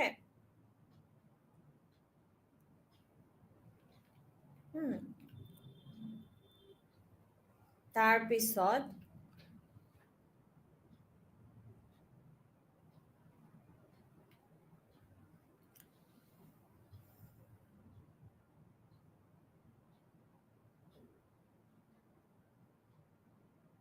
ওকে তাৰপিছত ফ্ৰিকুৱেন্সি আমাৰ কিমান হয় ফ্ৰিকুৱেন্সি আমাৰ 10 হ'ব ইয়াতে hold on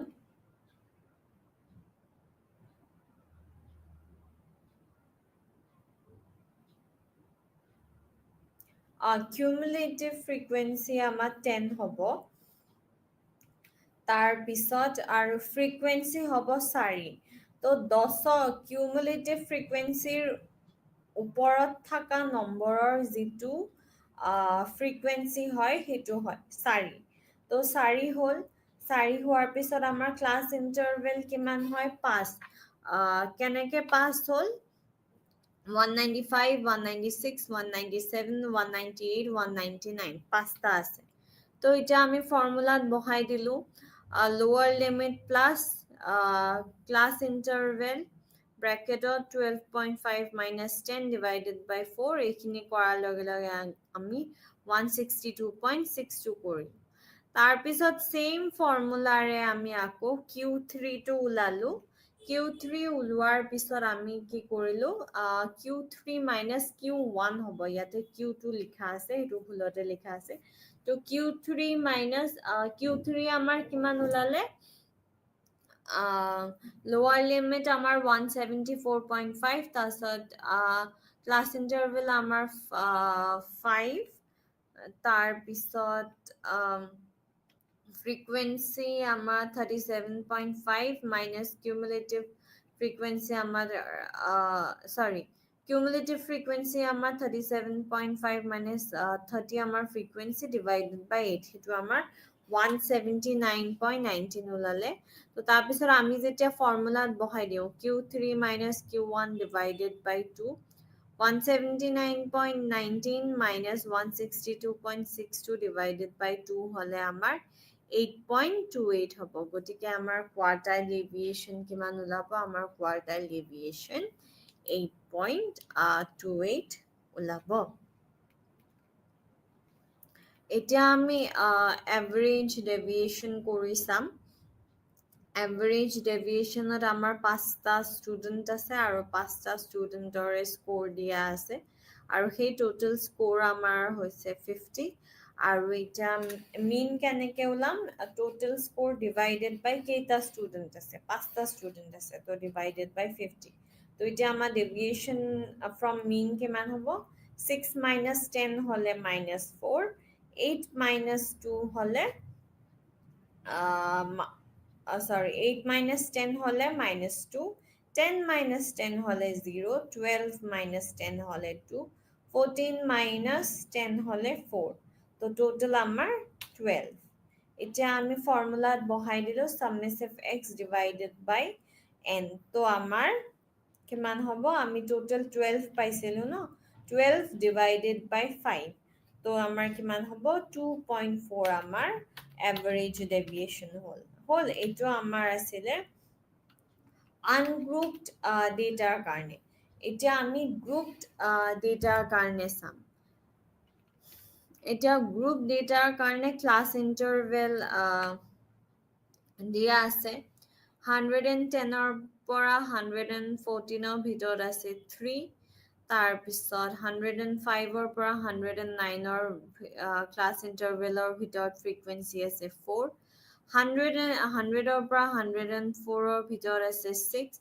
95 পৰা 99 লৈকে আছে 8 90 পৰা 94 ভিতৰত আছে 15 85 পৰা 89 ভিতৰত আছে 10 80 পৰা 84 লৈকে আছে 7 75 পৰা 79 লৈকে আছে 4 70 পৰা 74 ভিতৰত আছে 3 ওকে তাৰপিছত মিড পইণ্টটো কেনেকে ওলাম আমি 110 plus 114 divided by 2 সেইটো হ'ব 112 তাৰপিছত 105 plus 109 divided by 2 কৰিলে আমি পাম 107 then 104 plus 100 plus 104 divided by 2 কৰিলে আমি পাম 102 তাৰপিছত 95 plus 99 divided by 2 কৰিলে পাম আমি 97 তো তেনেকে আমি 92 87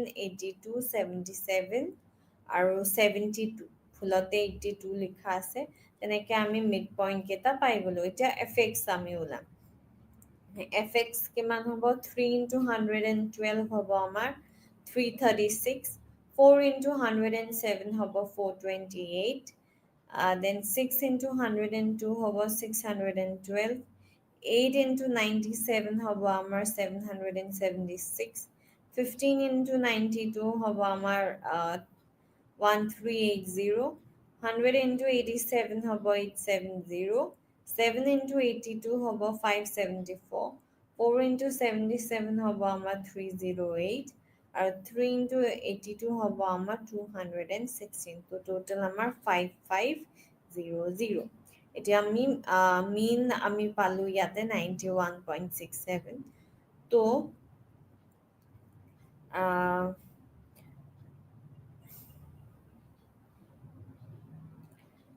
এক্স আমি ওলালো এক্স আমি কিমান পালো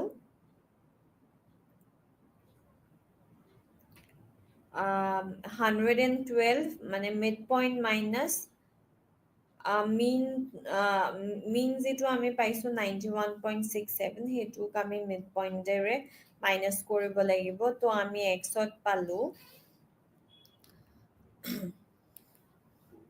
20.33 then 15.33 then 10.33 5.33 0.33 minus 4.67 minus 9.67 minus 14.67 আৰু minus 19.67 then fx কৰো আমি তো fx or আমি কি পালো 3 into 20.33 60.99 4 into 15.33 কৰোতে আমি পালো 61.32 6 into 10.33 কৰিলে আমি পালো 61.98 8 into 5.33 কৰাৰ লগে লগে আমি পালো 42.64 15 into 0.33 কৰাৰ লগে লগে আমি পালো 4.95 then 10 into minus 4.67 কৰাৰ লগে লগে পালো minus 46.67 7 into minus 9.67 কৰাৰ লগে লগে minus 67.69 4 into minus 14.67 কৰাৰ লগে লগে আমি পালো minus 58.68 Then 3 into minus 19.67 কৰাৰ লগে লগে পালো minus 59.01. তো total হৈছে 463.93.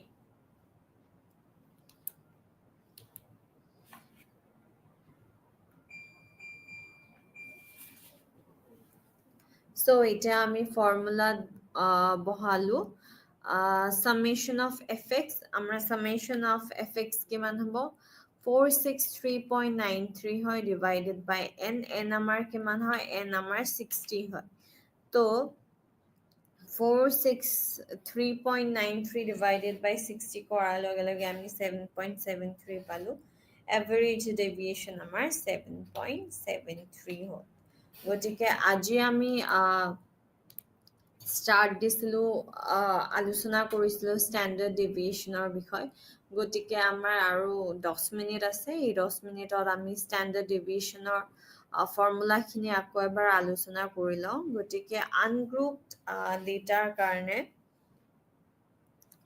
আমাৰ scores আছে 52 50 56 68 65 62 57 70 তো total আমাৰ 480 আৰু mean আমি কেনেকে পালো 480 divided by কেইটা number আছে 1 2 3 4 5 6 7 8 480 divided by 8 তো 60 এতিয়া আমি scores কিমান 52 deviation from the mean কিমান হ'ব 52 minus 60 minus 8 50 minus 60 minus 10 56 minus 60 minus 4 তাৰপিছত 60 minus 60 68 minus 60 হলে 8 অকল 65 minus 60 কৰিলে 5 62 minus 60 কৰিলে 2 57 minus 60 কৰিলে minus 3 70 minus 10 কৰিলে আমি 60 পাওঁ ঠিক আছে তাৰ পিছত এতিয়া স্কয়াৰ কৰিব লাগিব 8 into 8 আমাৰ কিমান হয় 64 হয় then 10 into 10 মানে minus 10 into 10 minus 10 100 4 into 4 16 8 into 8 64 5 into 5 25 2 into 4 2 into 2 4 3 into 3 9 10 into 10 100 তো total আমাৰ কিমান হ'ল 382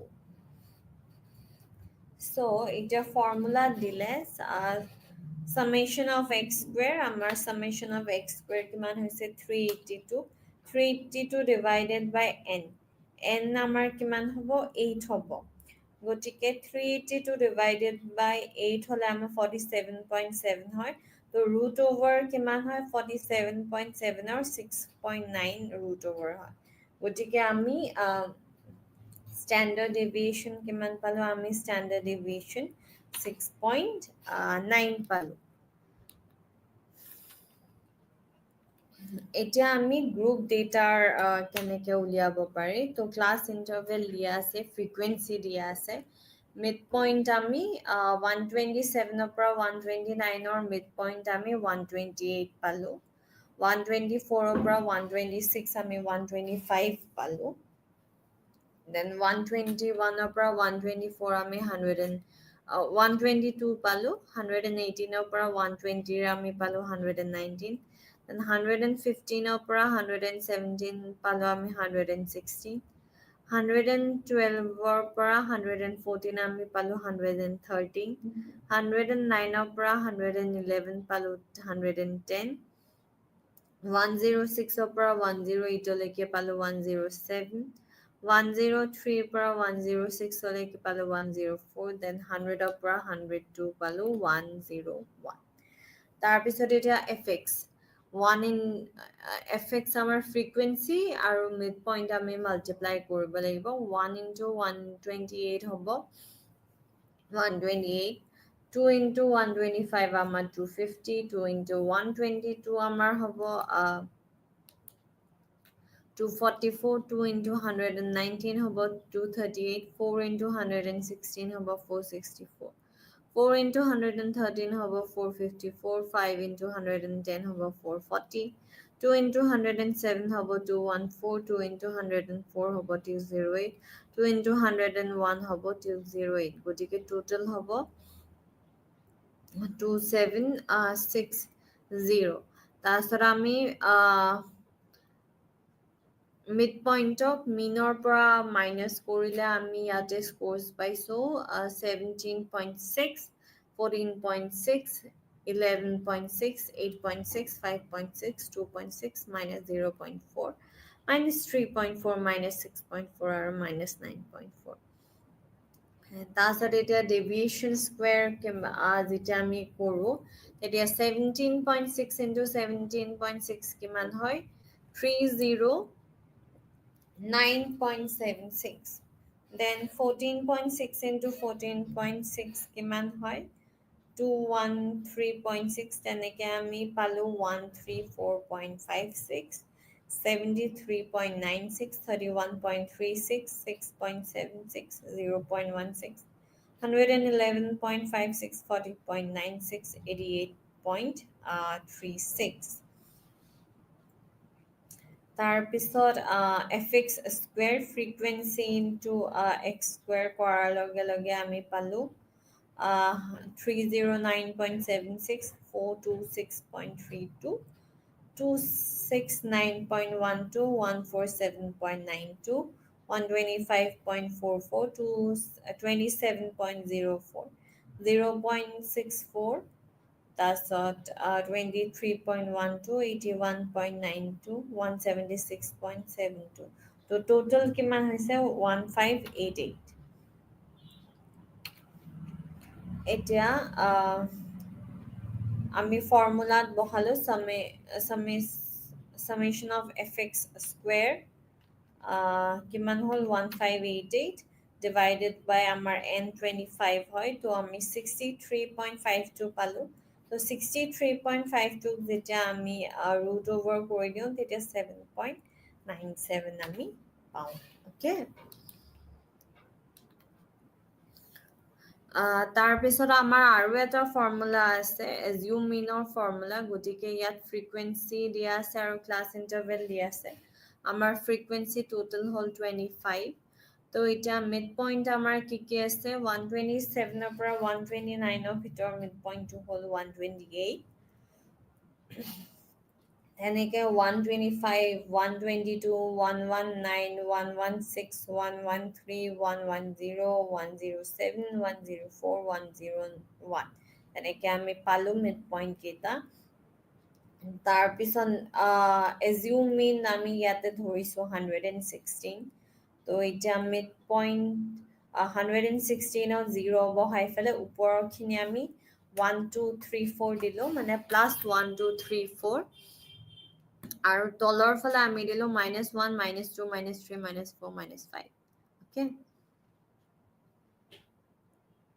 then fx dash বুলি কোৱাৰ লগে লগে is a deviation of midpoint from the mean x dash হেতু আৰু frequency আমি multiply কৰিব লাগিব তো 1 into 4 কিমান হয় 4 2 into 3 কিমান 6 2 into 2 কিমান 4 তেনেকে 2 0 -4 -8 -6 -8 -10 পালো আৰু আমি total to 20 কৰি then fx dash square এতিয়া এই fx dash to আমি square কৰি দিম তো 4 into 4 16 6 into 6 36 16 4 0 16 64 36 64 100 তেনেকে আমি total কৰি 352 পালো এটা ফৰ্মুলাত আমি যেতিয়া বহাই দিও ফৰ্মুলাত আমি ক্লাছ ইন্টাৰভেল আমাৰ 3 হ'ব কাৰণ কি 127 128 129 তিনিটা আছে তো 3 তাৰ পিছত ইয়াতে ফৰ্মুলাত গুটেখিনি বহাই দিলো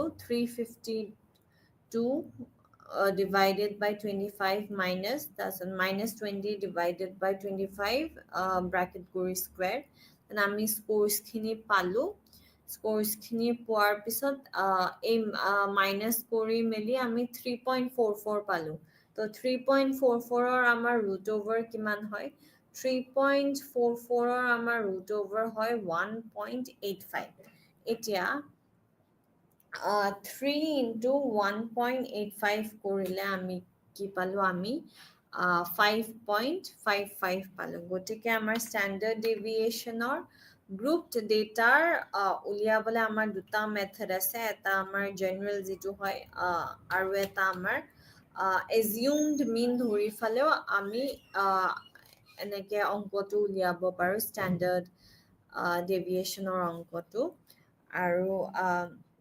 এইখিনিতে আমাৰ এই চেপ্টাৰটো শেষ হ'ল গতিকে আজিলৈকে মানে ধন্যবাদ